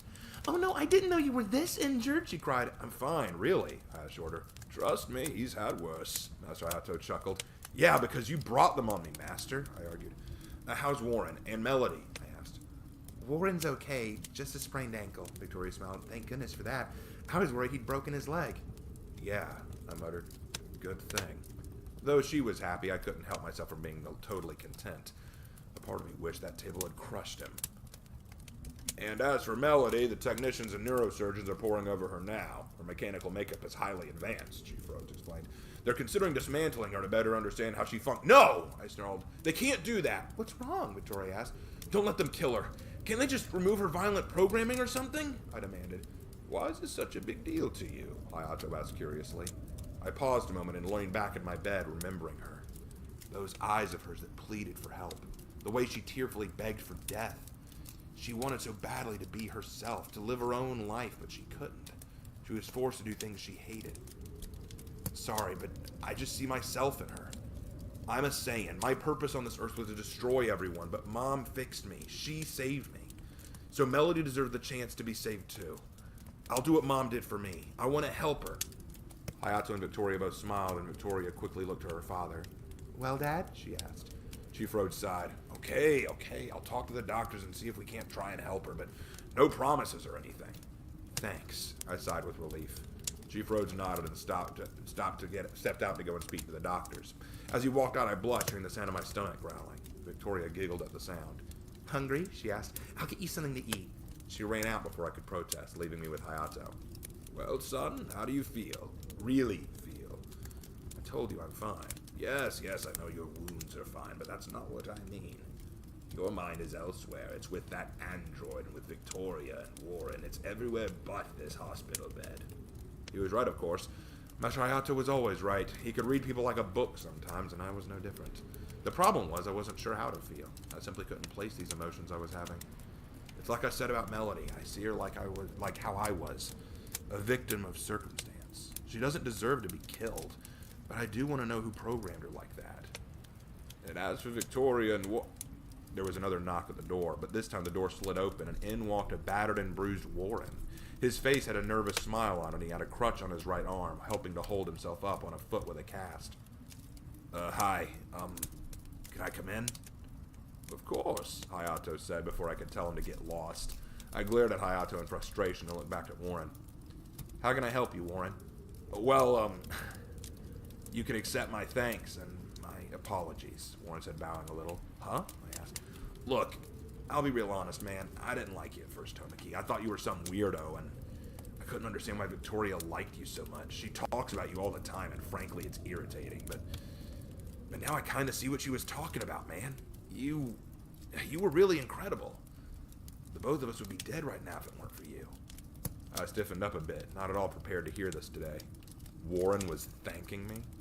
I'd saved his life, I guess, but why would he thank me? In my mind, we were nothing alike and more akin to enemies. Look, it's fine. No, it really isn't, man, Warren insisted, hobbling in a bit. I was unfair, and you had no reason to save me, but you did. I was just trying to do the right thing, I answered back shortly. I didn't want to see Victoria or you hurt. I groaned silently when I said to him. Warren smiled and held out his thumb in approval. I'd shake your hand, but I know it must hurt for you to move right now, he said. But if you ever need anything, just let me know. I've got a lot of connections in a lot of the areas of the city around this time, so I owe you a bit. I owe you big time, bro, really. The word bro left a sour taste in my mouth, but I swallowed it and nodded. Right. Again, it was no trouble. Thanks for stopping by. He nodded and hobbled out of the room, closing the door behind him. Hayato smiled at me, and I groaned back. I still don't like him. You may not, but he clearly is grateful, Hayato chuckled. I was only trying to save Victoria. You say that, but if it were just him back there, would you really have let him die? He asked. I just don't see you as that kind of cold-hearted person. It really sucks being noble sometimes, Tomiki grumbled. And who said being a hero would be easy? Hayato laughed. He was interrupted as Victoria came walking in carrying a tray of different foods. I smiled at her and blushed as she sat down and spooned up the mashed potatoes onto a spoon for me. I can feed myself, I assured her. No way, your injuries are too severe, and the nurse said you might have to be fed, she winked. Now open wide. I flushed pitifully and looked to Hayato for help. He just shrugged and walked out of the room, leaving me alone with my server. Fine. And for the next hour, I was fed my semi-tasty lunch by Victoria. You know what? Maybe I could come to like bandages after all. The school was attacked? Artemis asked. By who? Another gang? Not likely, Komodo snarled. I did some digging. The girl who attacked is some kind of android. She was strong, very strong. But the one called Tomiki defeated her with an impressive attack. So the Saiyan really is more dangerous than we anticipated, Artemis grumbled. I assume you gained some valuable intel from this event? She asked. Mamaragon glared at Komodo expectantly. Both Artemis and Komodo turned in fright to Mamaragon, who were seated before them eating an apple. Mamaragon glared angrily at them, and Komodo he was waiting for a report. Well, Artemis sighed. I didn't get a good enough look at Tomiki to find any of his weaknesses, Artemis admitted. You foolish girl, Mamaragon sighed. You should know that the strongest warriors do not have holes in their armor. Rather than looking at him, maybe you should focus your attention on those around him. I understand he forced the fight outside of the school to avoid harming the students. Wait, that's not all, Artemis spoke up. Before the fight finished, he fought to protect a certain girl, Victoria Rhodes. She's the daughter of the police chief. Victoria Rhodes, Komodo asked. Yes, she was there, but I don't get what that has to do with... Indeed. And are you sure she was the one he was protecting? Mamaragon asked. Wait, there were two under that table, Komodo spoke up. Perhaps it was the other he was trying to save. Don't be an idiot, Komodo, Artemis laughed. Tomiki's a powerful warrior, but he's still a freaking boy. He has desires. And I'm willing to bet it's for that Victoria girl. Mamaragon gave a smile and tossed the apple into the air. He pointed at it and exploded into bits of juice and apple peel, causing Komodo and Artemis to flinch. The next step is obvious. Call Hermes. He's to bring the girl to me. She will bring Tomiki to us, and as the daughter of the police chief, we can use her as a bargaining chip for him after we deal with the Saiyan. Wait, Komodo growled. Before we go through with this, I want assurance that you will keep your agreement, Mamaragon. Watch your tone, Komodo, Mamaragon warned. We had a deal, Komodo reminded him. I've kept my end of the bargain, and now I want assurance that you will keep yours. Mamaragon sneered and stood up. Komodo gulped but didn't back down. I remember our deal, Komodo. I keep my word, because I value honesty in my organization, so rest assured. I will give you what you asked for when this is all over, and Zhong City belongs to the Triads. He suddenly reached out and grabbed Komodo by the throat, lifting him off his feet and causing Komodo to choke. Suddenly, Komodo began to convulse violently. But let me make something clear to you, Komodo. Bargain or not, you will do as I command, and you will not take that tone with me again. Because no part of the bargain involved me keeping you alive to see its conclusion. Yes, sir, Komodo cried. Mamaragon dropped him and returned to his seat. Now get out of here, both of you, and see to it that I have the Rhodes girl here in 3 days at the latest. Failure will not be tolerated. All right, and that was Tomiki Chapter 16. And now, we need to move on to Monster Club. Yay!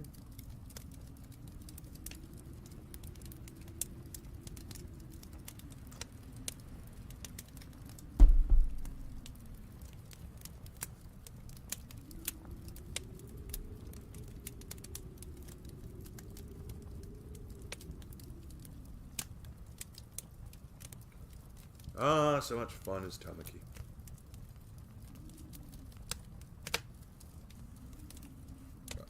Alright. Monster Club Chapter 26, published February 18th, 2015. Alright. Y'all ready? Here we go. Let's jump right into it. I'm ready. I'm ready. Let's go. Let's do this. Did you miss the Star Wars chapter? Zuktan, we're done with Star Wars. I've read all the chapters. Alright. Are you serious? Abraham asked. Just drive, Abraham, Michelle shouted. Abraham nodded and went back to focusing on the road, but he couldn't remove the news from his mind. Asher's father was a vampire, and a powerful one. Not only that, but it was Asher's own father who had bitten him in the first place. But why would a vampire be helping a group of witch hunters? His head was swimming with confusion. He glanced in the mirror to see the rest of the group. And how were they holding up? Asher was sitting in the far back of the bus, trying hard to rest. Calypso was helping treat Sarah, who was slightly bruised from her clash with Drake. Tamil and Katie sat together, neither speaking, but both looking very concerned. Annie was silently looking out the window as they drove, and Michelle sat behind Abraham's seat, and she was staring out at the dark, winding road. Guess you're confused, huh? Michelle asked. More than slightly, Abraham admitted, but I don't know if Asher would want to talk to me about it. Honestly, he probably wouldn't, Michelle agreed. It's not something he likes to share with other people.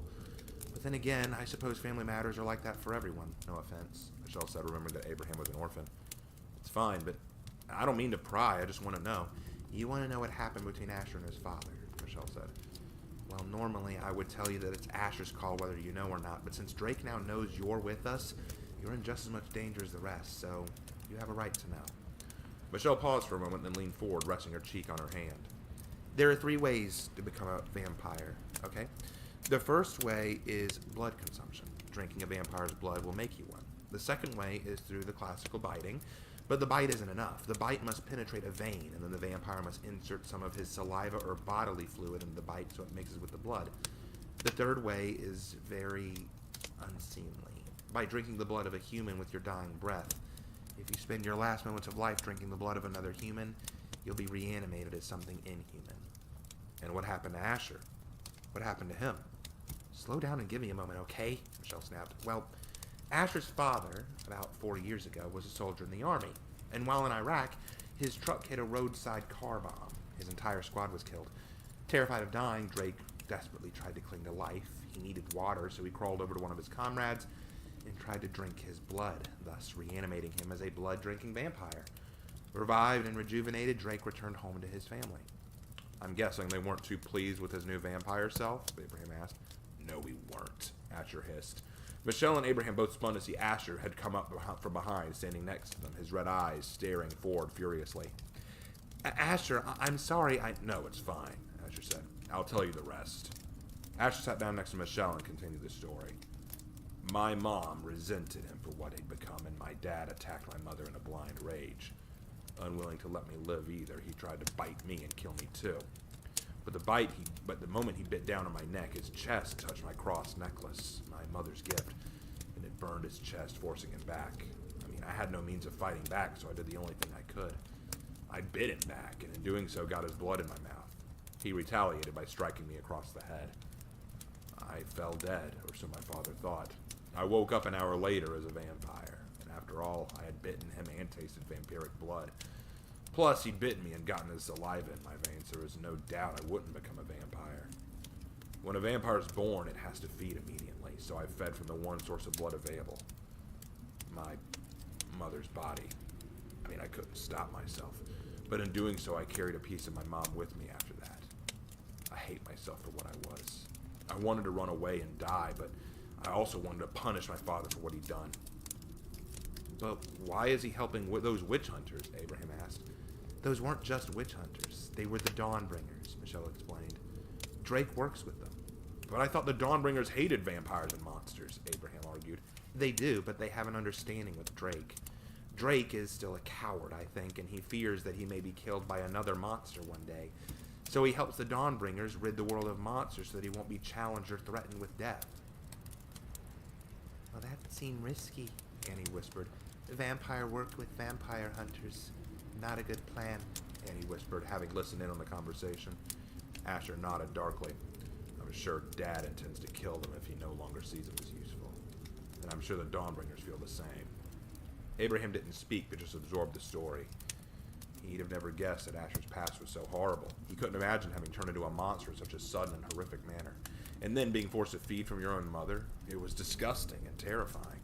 How had Asher lived like that for so long? It was unreal. Where are we going? Annie finally asked, breaking the deafening quiet. Back to Solomon's cottage, Michelle said. It's our home, and yours too now. Annie giggled and hugged Michelle's arm. Michelle flinched a moment, not used to this display of affection. And I'm sure we'll find a place for you to stay. We'll need to explain it all to Solomon, of course. Sarah spoke up, finally sitting up after being treated for a while. Calypso helped her sit up, and Sarah smiled at Asher and Michelle. You think he'll be okay with us being home a few days later than we planned? He'll be fine, Michelle sighed. Unfortunately, we'll have to wait to see him tomorrow. Abraham, pull over at the next gas station. Why? Annie asked. Well, we took a train to get here originally, and we're also having to take an alternate route home. We need a map, supplies, and sleep, Michelle said. Abraham looked around and finally found a gas station. It looked relatively abandoned and run down. He pulled over and rolled around behind the building, parking the bus. All right, listen up, gang. We're camping out here tonight, Michelle announced. We need to get a few things done before we turn in, though. I know everyone's hungry and sleepy, so we're going to get some food and a place to rest. Abraham stood up and stretched his legs after sitting for so long. I hate to ask, but can I get y'all's help? Abraham looked at Michelle. How are we getting the food? He said. I didn't bring any money to pay for it. A small chuckle emerged from the rest of the club. Abraham, what time is it? Michelle asked. I think it's almost 3 in the morning, he said. Almost 3. I prefer it were midnight, but we'll make this the new haunting hour, Michelle laughed. Can I help? Annie asked, tugging on Michelle's arm. Michelle nodded. Oh, yes. Everyone gather around. I'll explain the plan. Abraham and Michelle climbed out of the bus and stretched their bodies. Michelle walked around back and opened the back door for the others to get out and go to their positions. When he was done, she walked to Abraham and took his arm, hugging it tenderly and leaning against him. Ready? She asked. All I gotta do is just play the role, right? Don't worry, you'll do fine. Right now, you're my boyfriend, okay? So play it up, Michelle whispered. Got it. He led her to the gas station door and opened it. Michelle giggled and leaned against him, acting uncharacteristically girly and upbeat. It made Abraham a little nervous. The cashier behind the counter looked up. Can I help you? He asked gruffly. Yeah, please, sorry. Seems we have a bit of a problem. We ran out of gas about a mile back. Can we borrow a canister to fill it? Yeah, I think I have a canister in the back. Just wait here a minute. He turned from the counter and began to walk toward a closet nearby. But as he was heading there, Michelle looked at the glass door and winked to Abraham. Showtime, she whispered. Jamila's in position. Abraham nodded. Oh my God! What the hell is that? That cashier spun around and looked to where Michelle was pointing, and his face went pale. Banging against the door, lumbering and moaning horribly, he saw a mummy. His eyes glazed over and his mouth hanging open. Tamil moaned. It's some kind of zombie, he screamed. The curse followed us, Michelle screamed. What curse? The cashier shrieked. Suddenly all the lights in the building went dead and the entire gas station was plunged into darkness. The cashier couldn't see it, but 3 more figures had silently entered the station from the back door. We're all gonna die! We're all gonna die! Abraham started screaming. Run! Get out! Ah! Abraham screamed as suddenly 8 long spider legs grabbed him from behind and yanked him into the aisle out of view of the cashier. Sarah let out a loud shriek of evil laughter as she pretended to bite down on Abraham. The cashier couldn't see what she was doing, but he could see her 8 long legs and her terrifying body. What the living hell? Get me out of here, he cried, running for the door. Just as he got there, Tamil managed to break through the glass and started moaning, reaching out at him like a mindless zombie.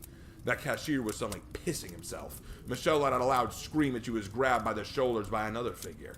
The cashier spun around to see a dark, shadowy boy gripping Michelle tightly. His red eyes fell on the cashier as he pretended to bite down on Michelle's neck. Asher snarled and Michelle screamed, pretending to be dying. Help me! Michelle let out a loud scream and finally passed out, Asher tossing her body aside. I'm still hungry, he growled. The cashier would have screamed, but he was too busy crapping his pants. With a shriek like a scared little girl, he blasted past Tamil and out into the night, screaming and crying about monsters. They waited a few moments before Michelle stood up again. Nice work, everybody. The entire club burst into laughter and walked out into the open. Sarah helped Abraham to his feet, and Asher rubbed his spit on Michelle's shoulder where he'd accidentally cut her. Katie slithered in from behind the drinking maker. What a shame. I was hoping I'd get to play too, she laughed. Next time, maybe, Sarah giggled. Abraham, you did well for your first haunting hour. You guys do this often? Abraham laughed. Well, sometimes, Calypso explained, walking inside, holding Annie's hand. See, we only do it on occasions when we need to clear people out of a building. We call it haunting hour, Tamil said, brushing the broken glass off his knuckles. We pretend be monsters, scare away humans. And let's all give a big round of applause for Annie, who did a great job killing the lights for added effect, Michelle cried. The group started clapping for Annie, who blushed and covered her face with her hands. Abraham just smiled at his happy little family. Well, guys, Asher announced, there's food and drinks all around. Eat up. The gang separated and began grabbing snacks and food to eat, while Abraham helped Tamil find his way to the different snacks. He even tricked Tamil into eating a spicy potato chip, which caused Tamil to cry out and guzzle water like a fish. For the first time since the werewolf incident, everything seemed so carefree and happy. Who cared that Drake and his crew were still after them? It was a wonderful evening just to be together. Suddenly, Abraham became aware of the gentlest tuggings on his shirt. He turned, and there was Annie, holding a bag of potato chips in one hand and her stuffed cat, Mr. Blackie, in the other. You are Abraham, right? She asked. Yeah, Abraham replied. You not like the others. You're human, aren't you? She asked. Abraham smiled. Yeah, you're right, Abraham replied. Annie sat down next to him and stared at him for the longest moment. He began to wonder if she'd just asked the question to confirm it, but then she turned and watched the party once more. Why you join club? She asked. You're human, among creatures, she said. Aren't you scared? Well, maybe at first I was, Abraham admitted, but I've come to really love these guys. They're not really creatures or monsters anymore, they're just family. Family. What about your family, Annie? Abraham asked. Annie shook her head. Don't want to talk about it. I'm just happy to be here. Everyone! Tamil suddenly stood and shouted. Katie and I talk. She say we need go back to bus, he cried. Why? What's wrong? Sarah asked. There are cops coming, Katie snapped, pointing out the window. Everyone looked, and sure enough, there were police officers walking their way carrying flashlights. Annie squeaked and buried her face in Abraham's shirt. What's wrong? I don't like police, she whimpered. Why not? She didn't answer, but there was no time for her to. Asher and Sarah went on the move. Michelle, get everyone to the back of the gas station. Sarah and Katie, I think we can handle this. Asher, we can't kill them, Michelle barked. They're innocent. I know that. Just trust me, all right? When the police finally showed up outside the door, Katie and Sarah were positioned on opposite sides, ready to spring. The door opened, both officers were walking in, and then both were attacked at once. Katie lashed out and coiled around the first one so fast it was like she was a living spring. Sarah moved in and began wrapping her web around the second one, securing his arms to his sides. The two let out cries and screams of terror, but Asher walked out of the shadows next, and his appearance silenced them. Abraham couldn't see it, but from the slack-jawed look the two cops were giving, Asher was using his hypnosis. Both of you are fine, he whispered seductively. This is all just a bad dream.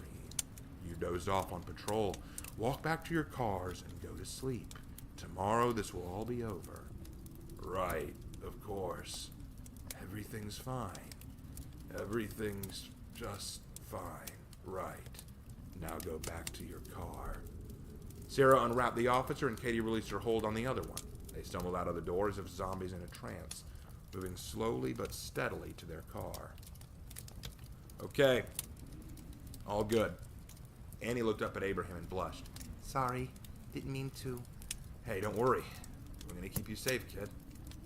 Asher winked, walking by and laying down, but I'm pooped.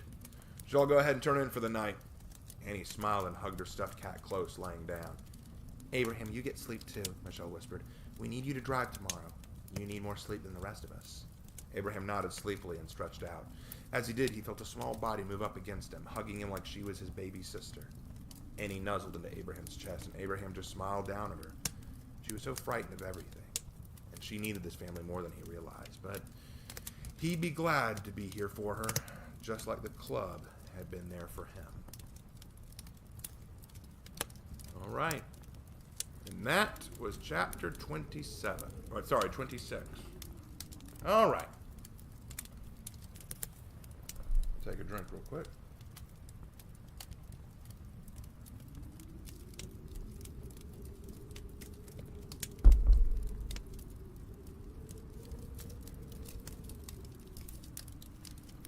Well, it seems we've lost more than half of our original viewers, so we'll keep on moving.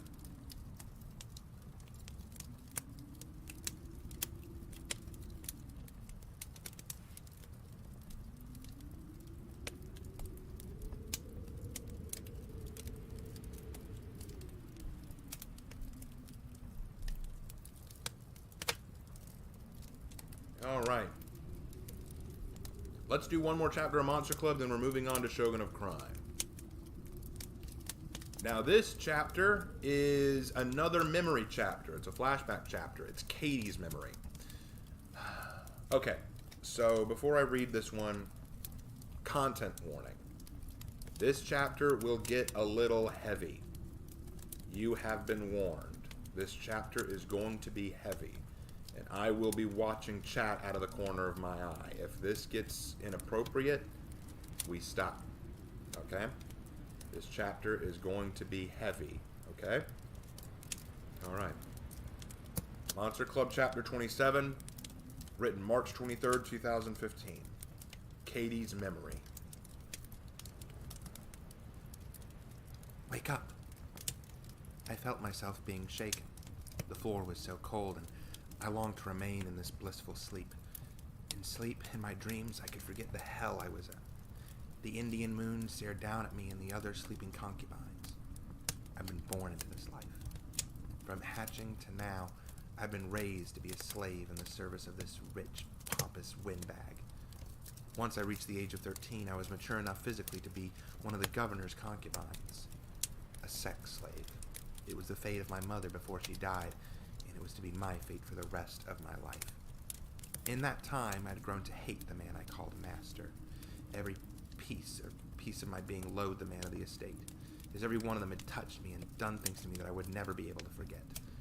Would I ever be able to love myself knowing what had been done to my body by these animals? All of them were despicable, loathsome creatures. Well, all except one. There was one young man who I'd grown fond of. He was different from the rest of them. His name was Damon. He too was a servant in the service of the governor. We could relate to each other, and never had he ever mistreated me or hurt me. He'd always been kind to me. And now, as I was shaken awake, I thought I felt his warm hand on my cold, bare shoulder. Katie, you must wake up. I finally looked up to see who was speaking, and sure enough, it was Damon, looking down at me with an anxious expression on his face. He was shirtless, and over his back was a thrown luggage bag. Damon, what is it? The sun is not up. Yes, and when it does come up, we will be far away from here, Damon cried. We are running away. I bolted upwards in shock.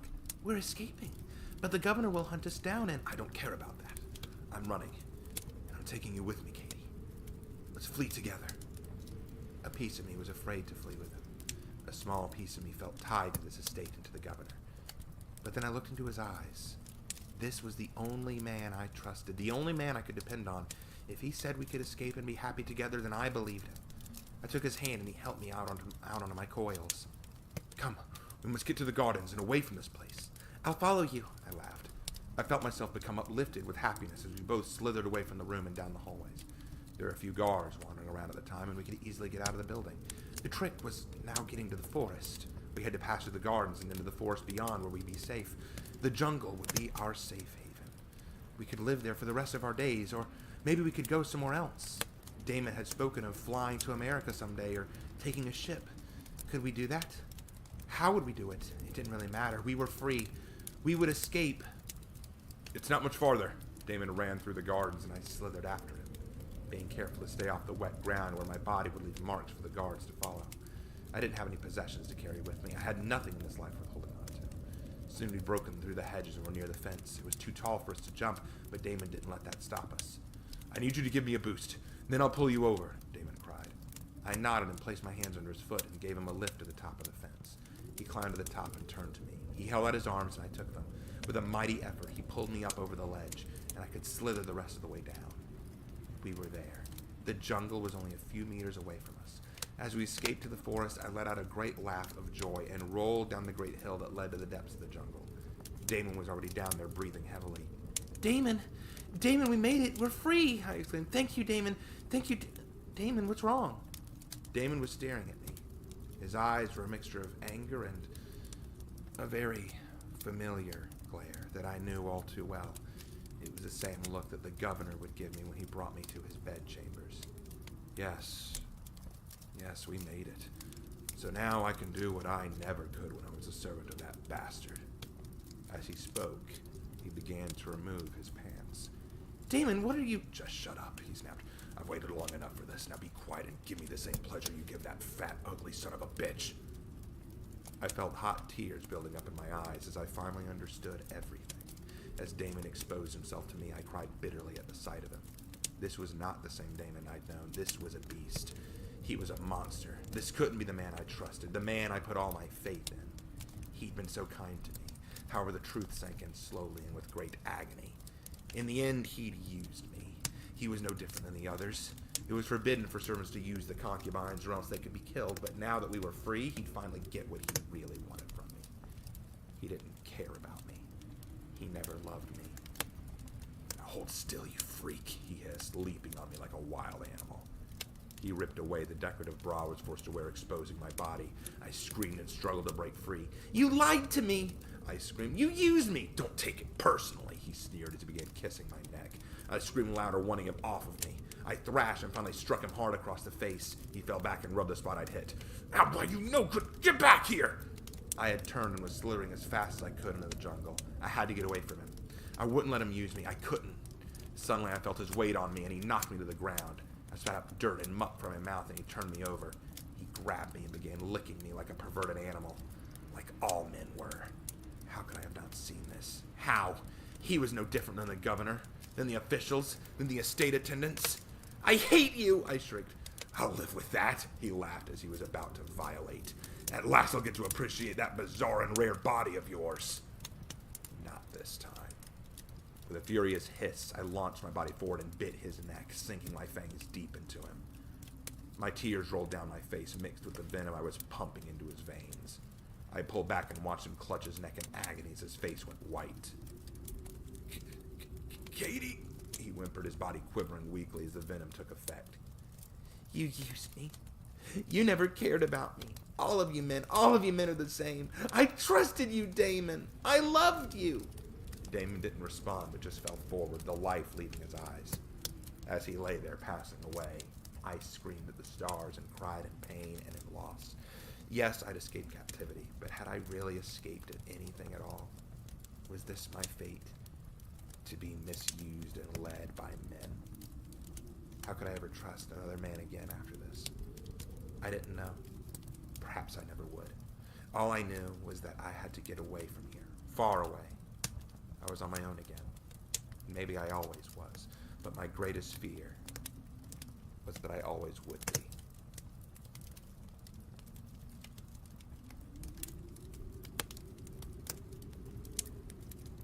All right.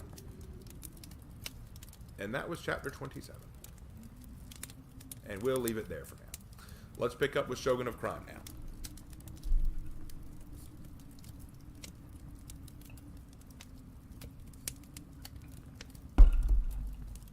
All right.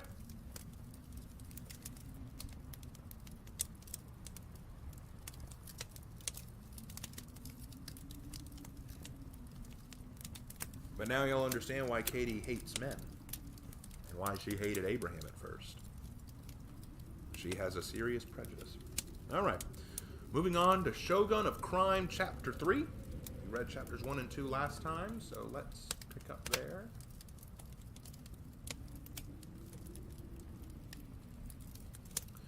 Shogun of Crime, Chapter 3. March 13th, 2018. Let's begin. Oh my word, you look like a gemstone. Absolutely gorgeous. Oichi stood in a dressing room wearing her bridal gown for the first time. A little old woman ran around her, touching up and fiddling with the dress, trying to straighten out any wrinkles her spectacles could fall upon. She looked in her 70s, and she couldn't be any taller than 5 feet. Her hair was bowled back in a bun, and her eyes, hidden behind her massive glasses, looked larger than life thanks to the thickening of the lenses, giving off this bizarre appearance like some kind of bug eyes. Her name was Erica Bleeb, a seamstress and dress designer whose son was apparently a lieutenant in the crime family. She'd been hired to make Oichi's gown, and she'd done a very fine job. The dress was simple but beautiful. Pure white, with a tight chest and waist hugging top and a tentative skirt that's bottom diameter was almost 3 yards long. Her heeled slippers were hidden by the dress, but the clicking of the heels hitting the hardwood floors could be heard, announcing loudly every adjustment of her weight or step she took. Her hair had been pulled back behind her ears with small pins to ensure that her bangs were pulled back, but otherwise were left free. She'd wanted it this way. She liked her hair being free, despite not being that long. A veil was placed upon her head that fell in front of her face, prepared for her husband to remove to see it. A cute custom that Oichi found very sweet, though she found no joy in picturing Haman lifting this veil. Her hands in silky gloves that fidgeted nervously thanks to her anxious fingers. Her face made up as well, dark lipstick and eyeshadow complemented by a small degree of blush. Any sense of masculinity and power was washed away for a stunningly lovely woman. How her mother would be so proud if she were alive to see her now, and how she'd cry over seeing her darling daughter marry such a swine like Haman. On the table next to her rested a bouquet of flowers for her to carry down the aisle. "Oh, you're very lucky, Miss Tiger," Mrs. Bleeb noted, continuing to fuss over the dress as if she could make it look any more extravagant. "Boss Haman is a very influential man, and his uncle was a made man in a mafia family." "Yes, so I've heard," Oichi answered. "I'm sure success is in his blood." "And now I know what you've heard about him. I know he doesn't come off as a decent fellow, but there's no question that marrying him will, have many benefits." The hesitance in her voice made Oichi smirk. Even this little old woman knew that Oichi was walking to a very difficult marriage. "You don't like him very much, do you?" Oichi asked. "Oh, no. He's a wonderful boss. I'm very happy to be working for him in his organization," Mrs. Bleeb cried, a slight sweat now on her brow. I get so much work now thanks to him. I get to make and tailor all different assortments of..." "Mrs. Bleeb," Oichi interrupted with a giggle, "please, I'm not going to tell Haman anything. You can be honest with me.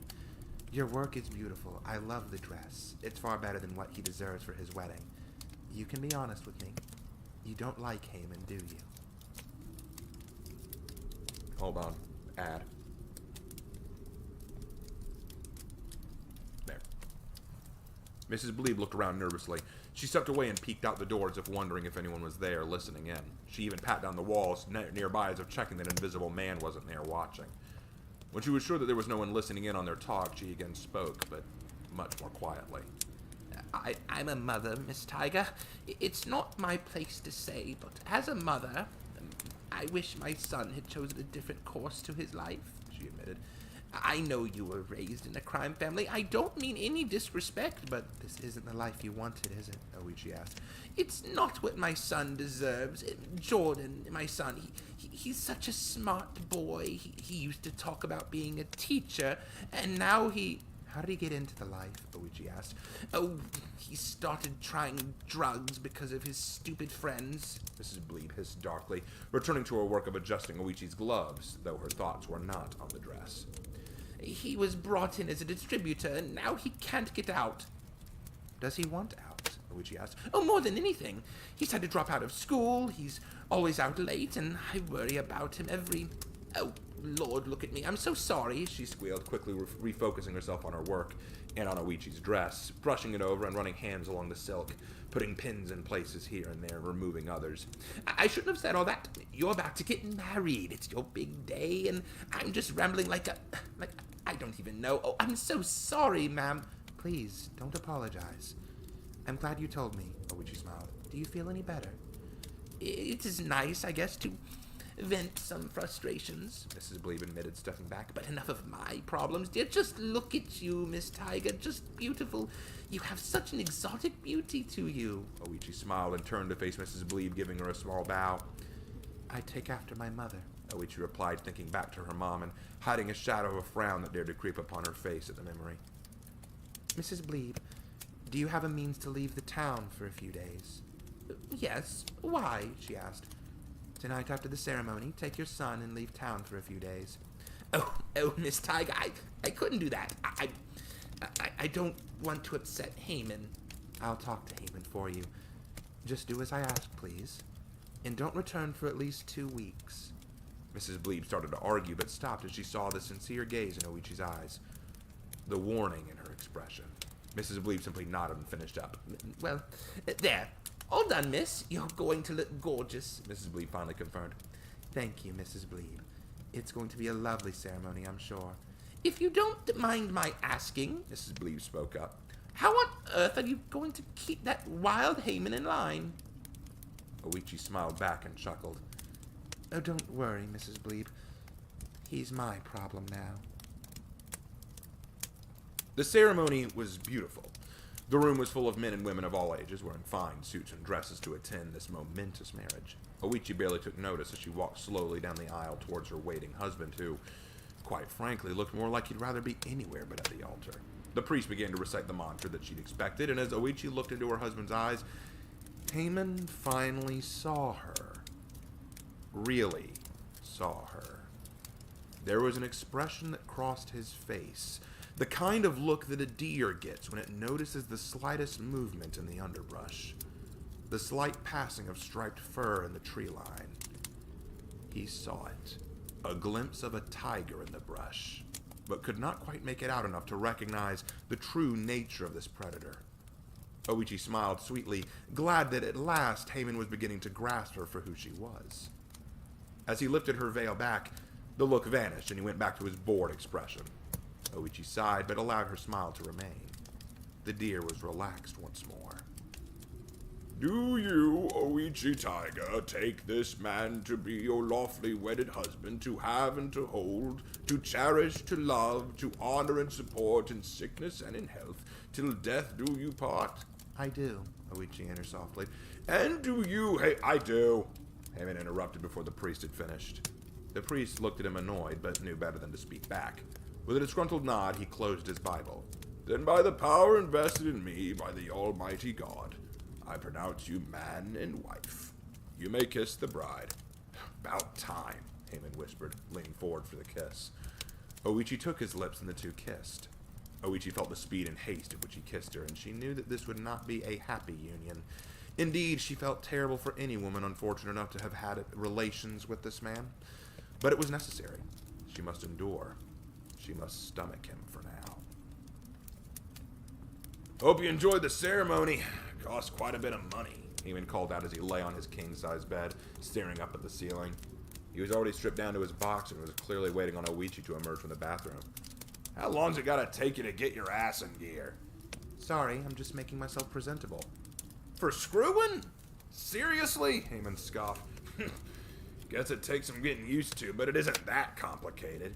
Maybe, but I am still a bit new at this, Oichi replied, finally walking out of the bathroom. She was completely naked, allowing her glistening wet body from her shower to reveal itself to the now very excited Haman.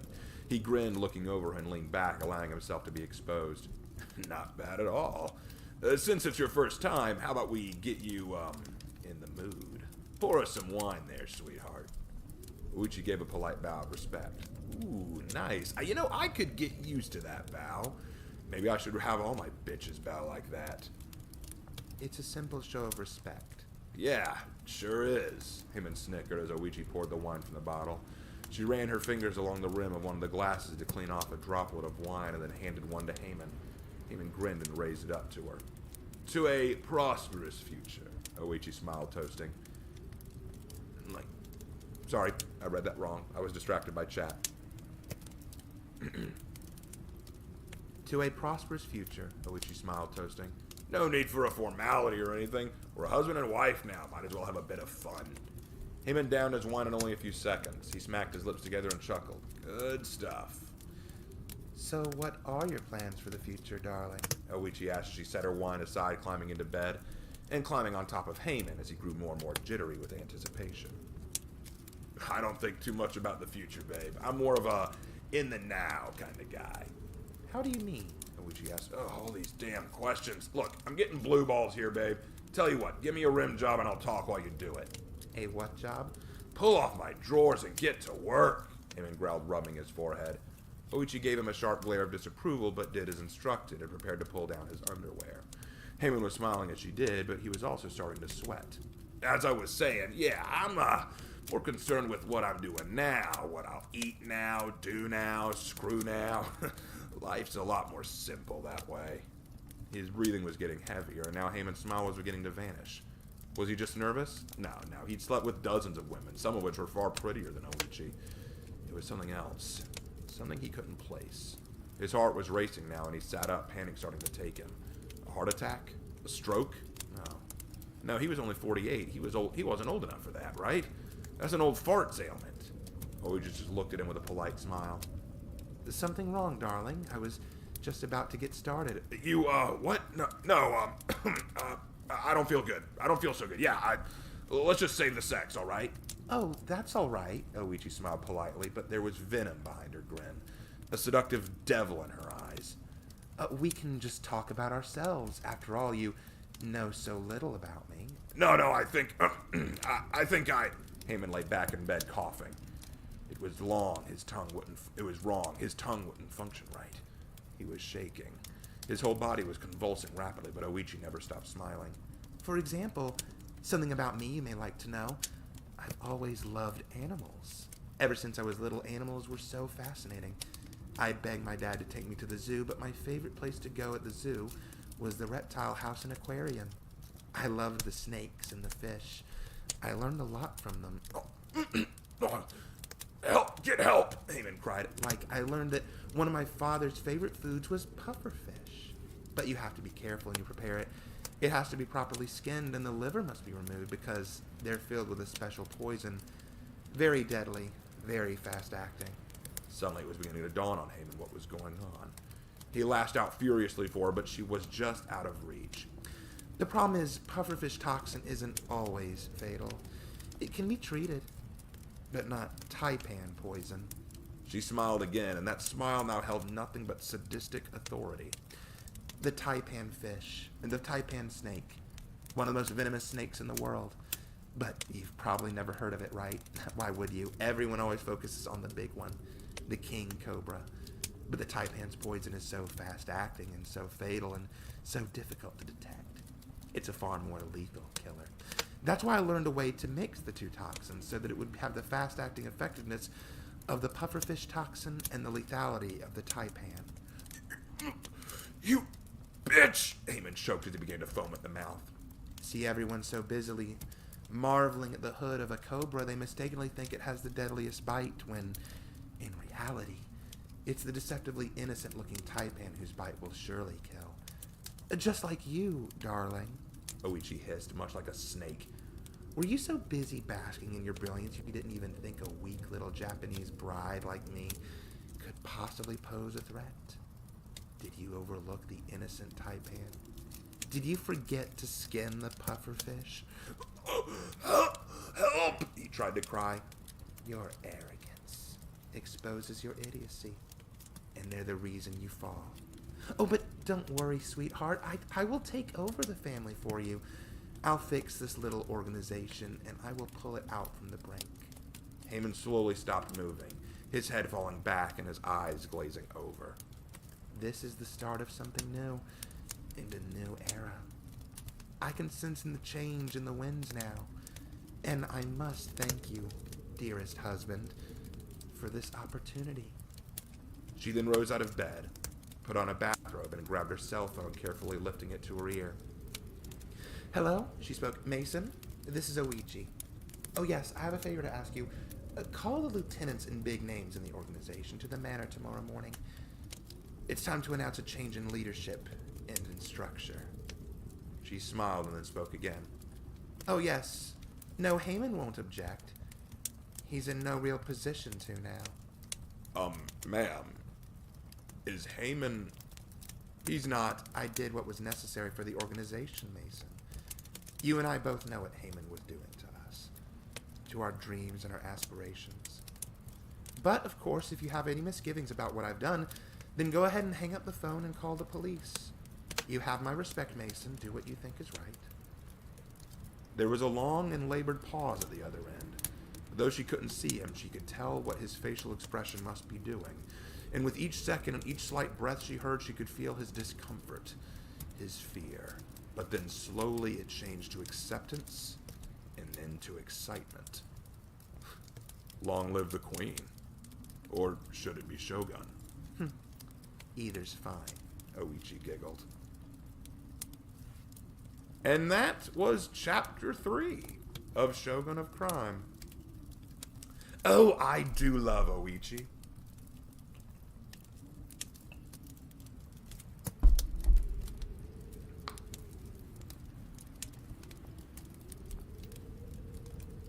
All right. And now on to Chapter 4. I'm excited for this one. Let's do it. Avatar Chapter 4.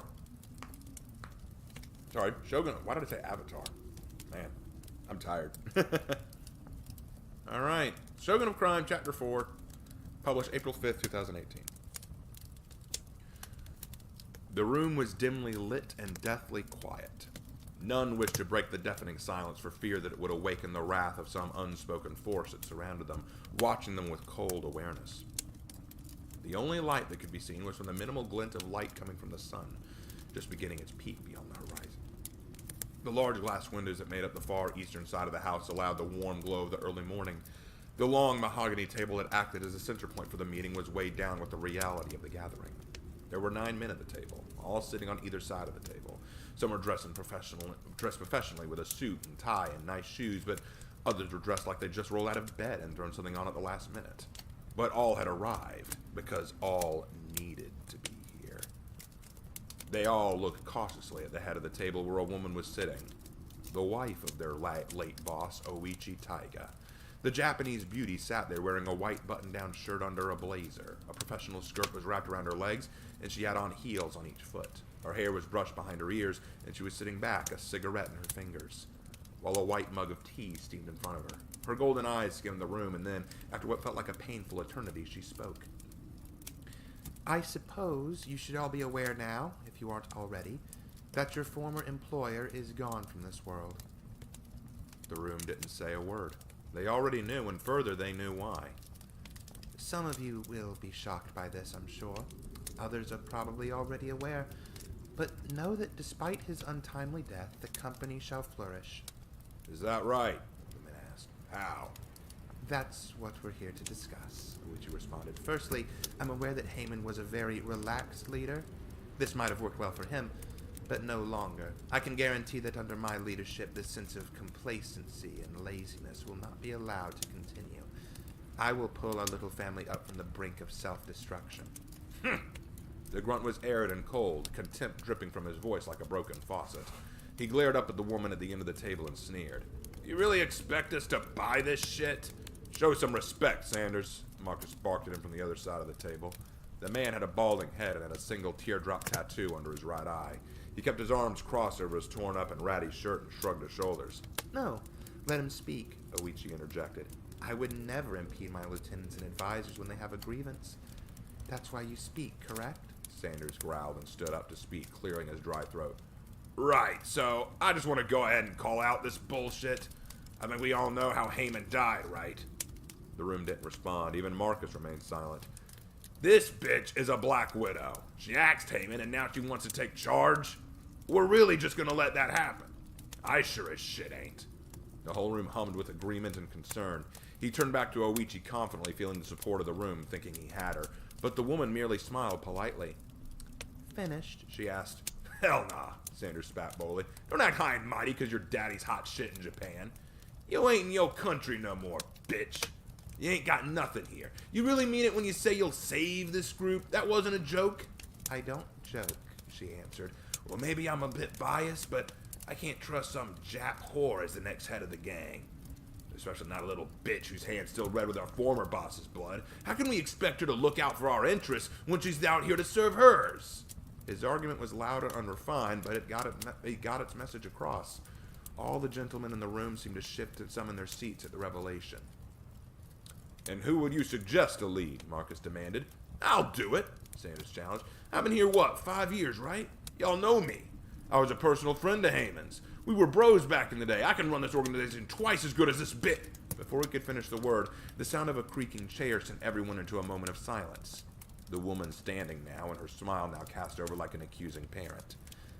Let me make a few things clear first and foremost, she announced. My English, admittedly, isn't as skilled as I would like it to be, so maybe this is a difference in language understanding, but I believe a bitch is a female dog. Seeing as I am not a dog, you'll refrain from ever calling me that again, she snarled. The hiss from her lips was so forceful and venomous that even Sanders, despite his bravado, sat back down. And secondly, I don't give a damn about your self-interests, your bank accounts, your family matters, your ambitions. I couldn't care less if I wanted to. The whole room stared at her confounded. Even Marcus was taken aback. All I care about is the success of this family. Do as I say when I say it, and there's no reason that we can't rise to the glory we deserve. She sat back down and took a sip from her cup of tea, giving a long sigh of satisfaction. She then puffed her cigarette and spoke. But there's more, she added. Marcus brought me up to date with the state of the city. A never-ending gang war, with the police more corrupt than some of the crime groups. People suffer while this pointless war continues. It's unseemly. A successful crime family can't function this way, which is why we're going to end it. I intend to save the city through any means necessary. And this group, this dysfunctional little family of ours, will be the instrument of its salvation. So what, you want to make us a charity? One of the other voices spoke up, this time from a man dressed very well and professionally. Stealing from the rich and giving to the poor? I wasn't aware Maid Marian was now Robin Hood and we were her merry men. The room chuckled at the man's joke, and Oichi just smiled. No, we're not Robin Hood, and we're certainly not stealing from the rich, she answered with a laugh. The sun was now getting a bit higher, the horizon lighting up with yellow brilliance, and Oichi's face being masked in it, as if she was a goddess being kissed by the sun. What we are, gentlemen, is a family of doctors. The syndicates and gangs of the city are a cancer, and we're going to cut them out. One by bloody one, until this city is healed. Oh, it'll suffer for a while, but in the end it'll be so much better. The room didn't even breathe. None knew what to say. None could even argue her words, but they hung, suspended above them like the sword of Damocles. Who the hell are you? The man hissed, fearfully, now showing an uncertainty and fear that had not been there before. Who are you that gives you the right to lead us into this crusade against the rival gangs and mobs of this damn city? I'm Oichi Taiga, and I'm in charge of this organization, she answered. Some of you enjoyed the lazy rule that Haman held on this group, but a blissful existence is meaningless in the face of deserved triumph. So stand with me. She rose to her feet and smiled. Those of you willing to drag this group back from the brink, stand by my side and show your devotion. There was a long pause as no move was made. Everyone was just staring at this woman in disbelief, unsure how to respond. There was a hushed distrust among a few of them, particularly Sanders. Many of them seemed uncertain, but after almost a whole minute of silence, Marcus boldly stood up and smiled in her direction. Oichi nodded to him and then looked at the others. Who else? Slowly, one by one, more gentlemen began to stand up, all looking to Oichi with a mixture of fear, but admiration as well. After 3 minutes, 7 of the 9 men at the table were standing in favor of Oichi. Oichi nodded to all of them and turned her gaze on the 2 holdouts. One was Sanders himself, and the other was a blonde-headed young man with a cigarette clasped between his teeth. Sanders and Clayton, correct? She asked. Is there something wrong? Damn straight there is, Clayton snapped, putting out a cigarette. Before I sign on for this new leadership, why don't you tell us about exactly what it is you plan to do? The other men all sat down, anxious to hear what Oichi would say to this. She nodded and turned to Marcus. Marcus, come up here, please. At this order was followed, Oichi stood up and indicated Marcus's professional attire. Firstly, I will no longer assign position or rank based on favors performed or who your family is. This is now what's the phrase, meritocracy. You will earn promotions and positions based on your contribution, your work ethic, and your ability to follow orders. So these next few weeks will be critical. I want to see exactly what you 9 are made of. If I find you lacking, I will happily replace you with someone who can do your job better. This first announcement sent shivers down the spines of the 9 listeners, all knowing that they could no longer afford to slack off. And secondly, I'm not going to specifically assign a dress code at this time, but we will present ourselves respectfully. We will win over the city through respect and admiration, as well as intimidation. It's not enough that we're feared, gentlemen. We must be idolized so that the people will rally to our name. The people rallying to our name, Clayton laughed. We're not for the people. We're for ourselves. We're a criminal underworld, you idiot. a criminal underworld that's bottom-feeding just to get by, Marcus argued. Miss Tiger's right. The people are our customers and benefactors. Without their support, we're nothing. Well, I say F off and to hell with your politics, Clayton barked. Talk is cheap. And you might have bought off Marcus, but the rest of us will need a bit more than philosophy and nonsense. Clayton, Marcus barked. The entire room was now looking back at Oichi to see how she'd react to this insult. But to their surprise, she was just smiling, a cunning and focused grin. Fair enough, she replied. I agree with you. Talk is cheap. And I certainly want you to feel uncomfortable with me as your boss, so what do you say to a challenge? The room fell entirely silent. Even Marcus looked surprised by this development. I've heard quite a bit about this group called the Black Death Gang. We pay them tribute. Every quarter. We pay them a cut of our profits or they wipe us out, one of the lieutenants explained. Give me 1 week, she replied. 1 week to do what? Clayton asked. Do everything I say. Exactly as I say, without question, for 1 week, starting today. And at the end of that week, the Black Death Gang will be a thing of the past. The room buzzed with disbelief and scoffs. You'll take down the Black Death. Are you mad? It's suicide. I said 1 week, she barked, silencing the room with a simple statement. Do everything I say for just 1 week. Then I will gladly turn myself over to you for whatever you wish. Kill me, rape me, sell me off, do what you like. I won't argue. I won't complain. Clayton snorted. But when the Black Death leader falls, you will submit, and you will acknowledge me as your boss. All of you. Is this a fair arrangement? Most of the men smiled at this, some hopeful for her success, and others just thinking of what they'd do with her when she fails. Boss, I have to object, Marcus spoke up. I don't think... Marcus, don't worry, Oichi smiled. I know what I'm doing. It's a deal then, Taiga, Clayton cried out, standing. You have a week. So what's your first move then, boss? He spat the word boss like a bitter taste. Oichi's smile widened and a chill swept through everyone in the house, even those not in the room. I'd like to meet our adversary. Send a message to the leadership of the Black Death. Tonight, we'll throw them a dinner and negotiate terms of surrender. Every lieutenant in the Roar stood in surprise. Surrender? You really think they'll just surrender to you? It would be their wisest course of action, but no, I do not expect them to. This is a formality, Oichi replied. I'm showing them respect. You are insane, Clayton barked. Should I repeat myself? Oichi asked. Send out the invitation. Everyone seemed puzzled, but after a few moments they all stood to leave, beginning their prep work. The only one who remained with her was Marcus. Miss Taiga, I hate to sound disrespectful, but they're right. That is crazy. If you poison his food, it'll only spark the Black Death's anger. Oh, I'm not going to poison anyone, Marcus. I was being honest. This dinner is a show of respect. If I want the gangs and people of the city to respect me, I must show that I'm capable of respectful and civilized behavior, Oichi replied. In reality, all I want to do with this dinner is size up who I'm against.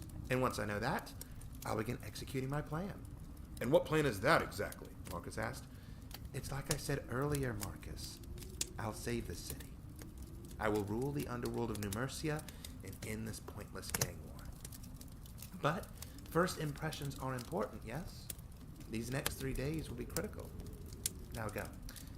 I'll be giving you orders soon. Marcus nodded his reply and walked to the door. He paused a moment and glanced back to Oichi, offering a smile. I don't know why, man, but I think you might be able to pull this off. You might just succeed.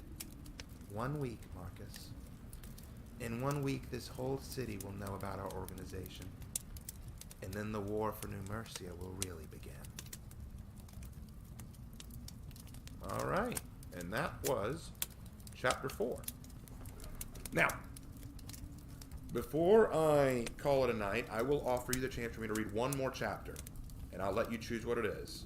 It will either be Shogun of Crime, Chapter 5, to find out how that dinner goes, or it will be The Tempest Blade, to find out about what happened there next. So I will put a poll up.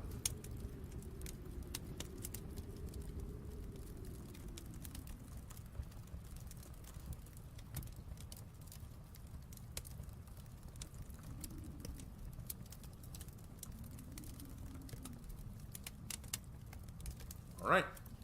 The poll is up. Go ahead and make your votes.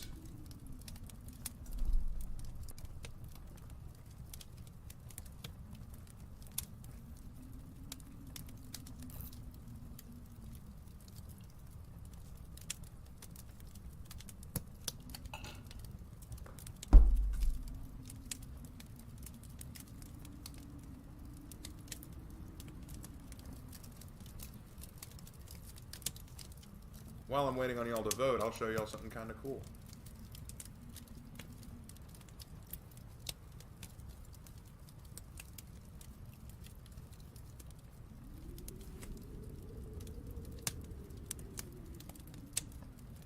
One second.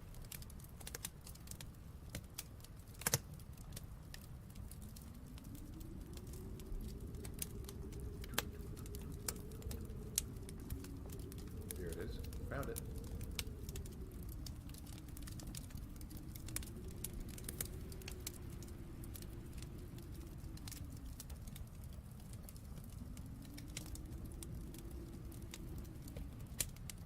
I'm going to share something with you before we move on. So I've shown you some of the images of Oichi. I was trying to get another image of her made, and I made this to give a more realistic depiction. I wanted like a more realistic model, so I made this using an AI designer to get a more realistic idea of how she looks based on how I designed her. And I thought this came out very well, so I thought I'd share it with you guys. What inspired Tempest Blade? Lots of things. Lots of things inspired it. I would need to make a list.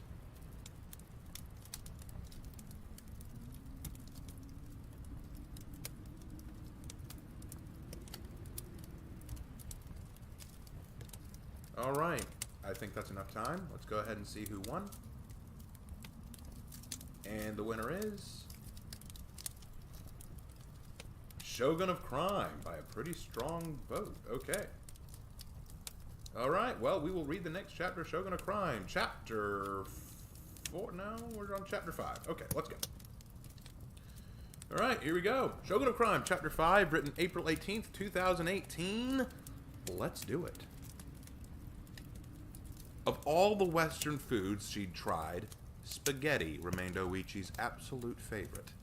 There was something so rich and delicious about the succulent meat sauce and the awkward slurping of noodles that were so similar to yakisoba that the taste difference was particularly forgettable.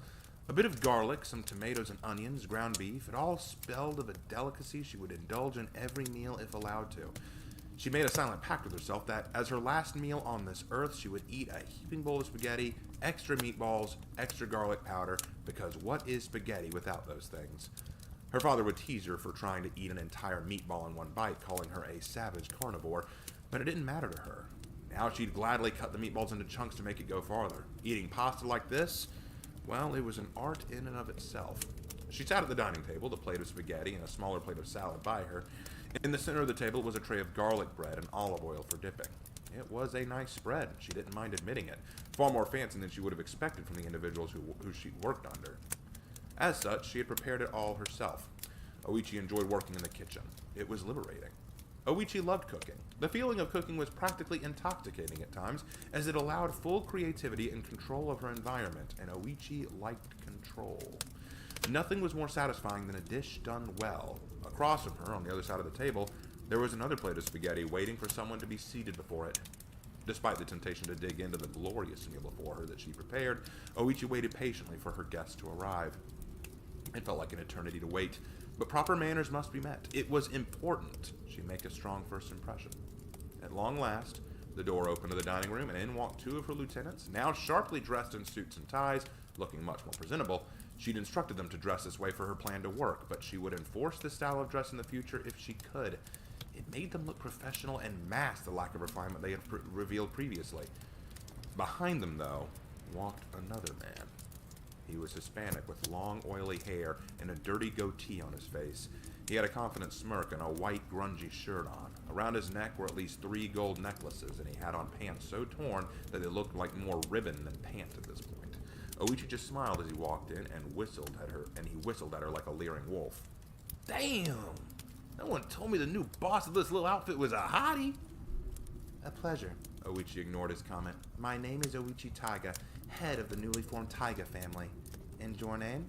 You can call me whatever you like, babe. He smirked, sitting down and leaning back, using his foot to sustain himself on the table. Yeah, call me what you like. Get to know me a little. You might even call me Daddy at some point. Oichi smiled a little at this and grinned. I'll hold you to that, she grinned. I've invited you here to eat with me so that we could discuss future dealings with your boss, Mr. Mitchell, head of the Black Death Syndicate. Yeah.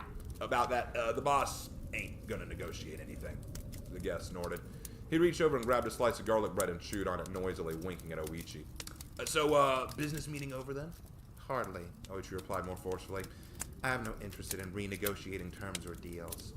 I've invited you here to inform you that, as of now, we are no longer paying the Black Death Syndicate for their protection. We're reestablishing our contacts with the cartels and rebuilding our infrastructure. Within half a year, we'll be back in business and able to compete.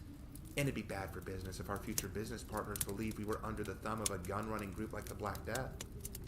At this, the rude young man paused and leaned forward a bit, surprised.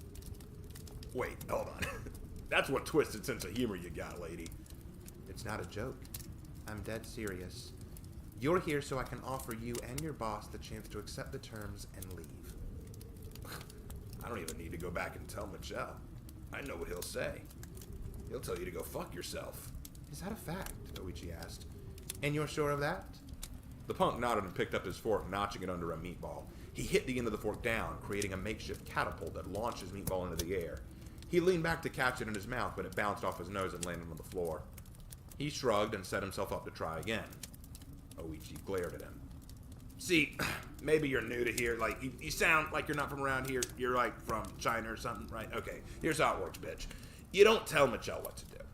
When your late husband was running things, you know, he knew the pecking order, right? The food chain, if you like.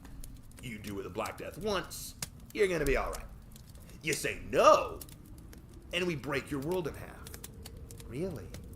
I mean, you could ask your husband if you want. He laughed as if to drive home his point.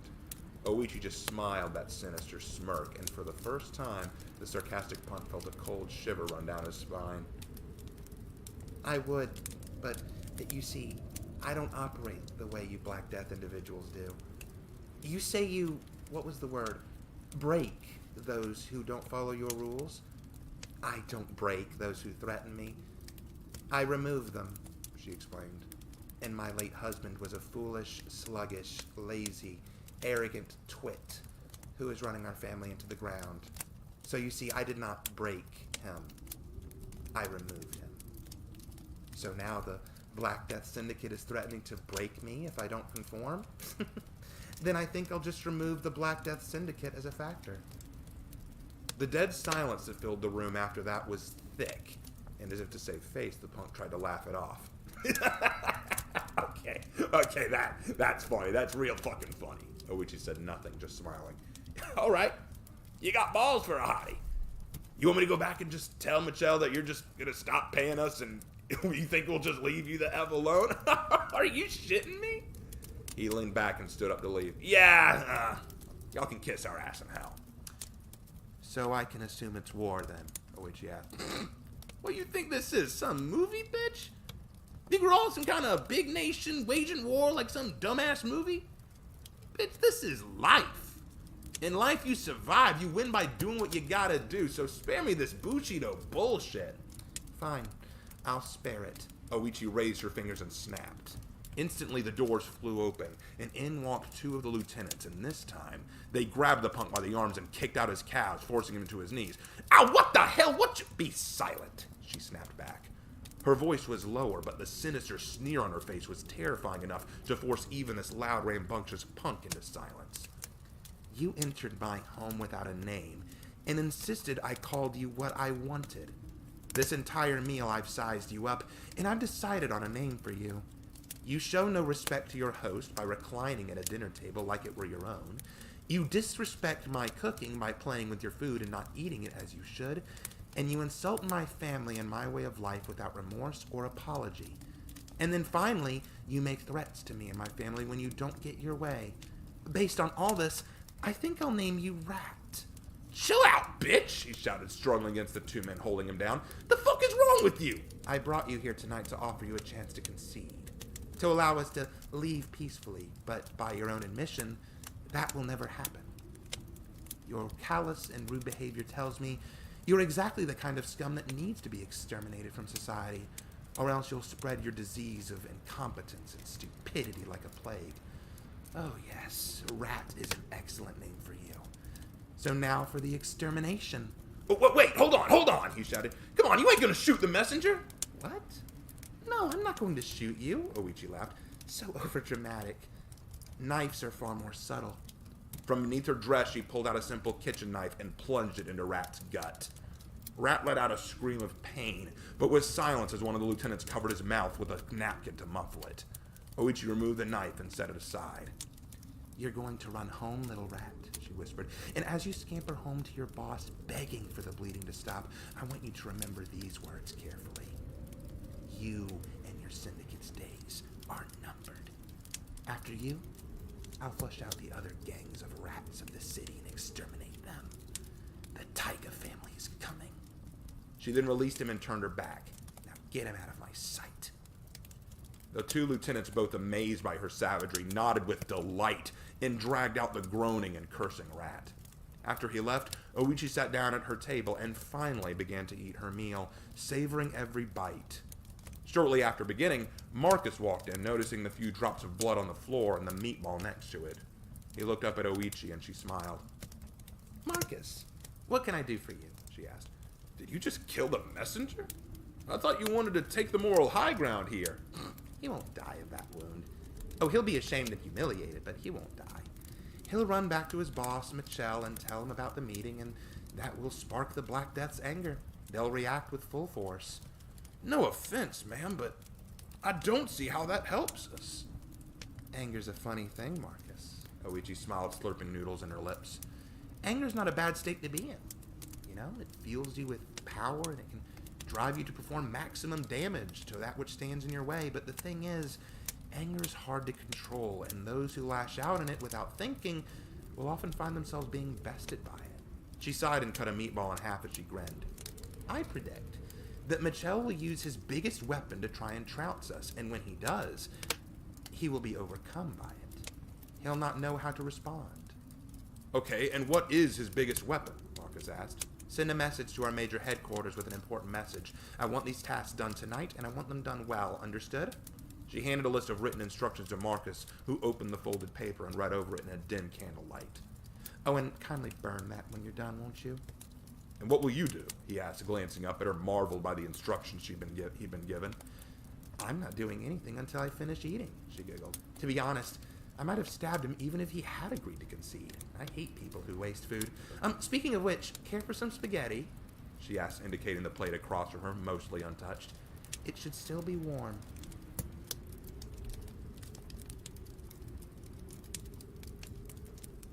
And that was Chapter 5 of Shogun of Crime. Phew. God, I love writing Oichi. She is so much fun. I know it's a little unrealistic, but God, she is just such a fun character. All right, well, thoughts, questions, comments, concerns before I go? Hey, James, how you doing? Nice to see you.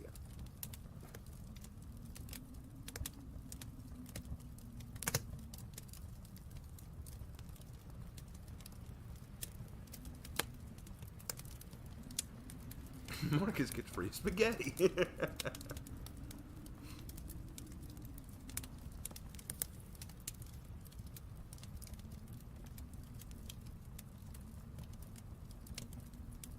All right, well, I think that's where we'll call it tonight. I know we went way longer than normal, but I enjoyed it. I love reading these stories. Tempest Blade was awesome. I hope you guys enjoyed Tempest Blade.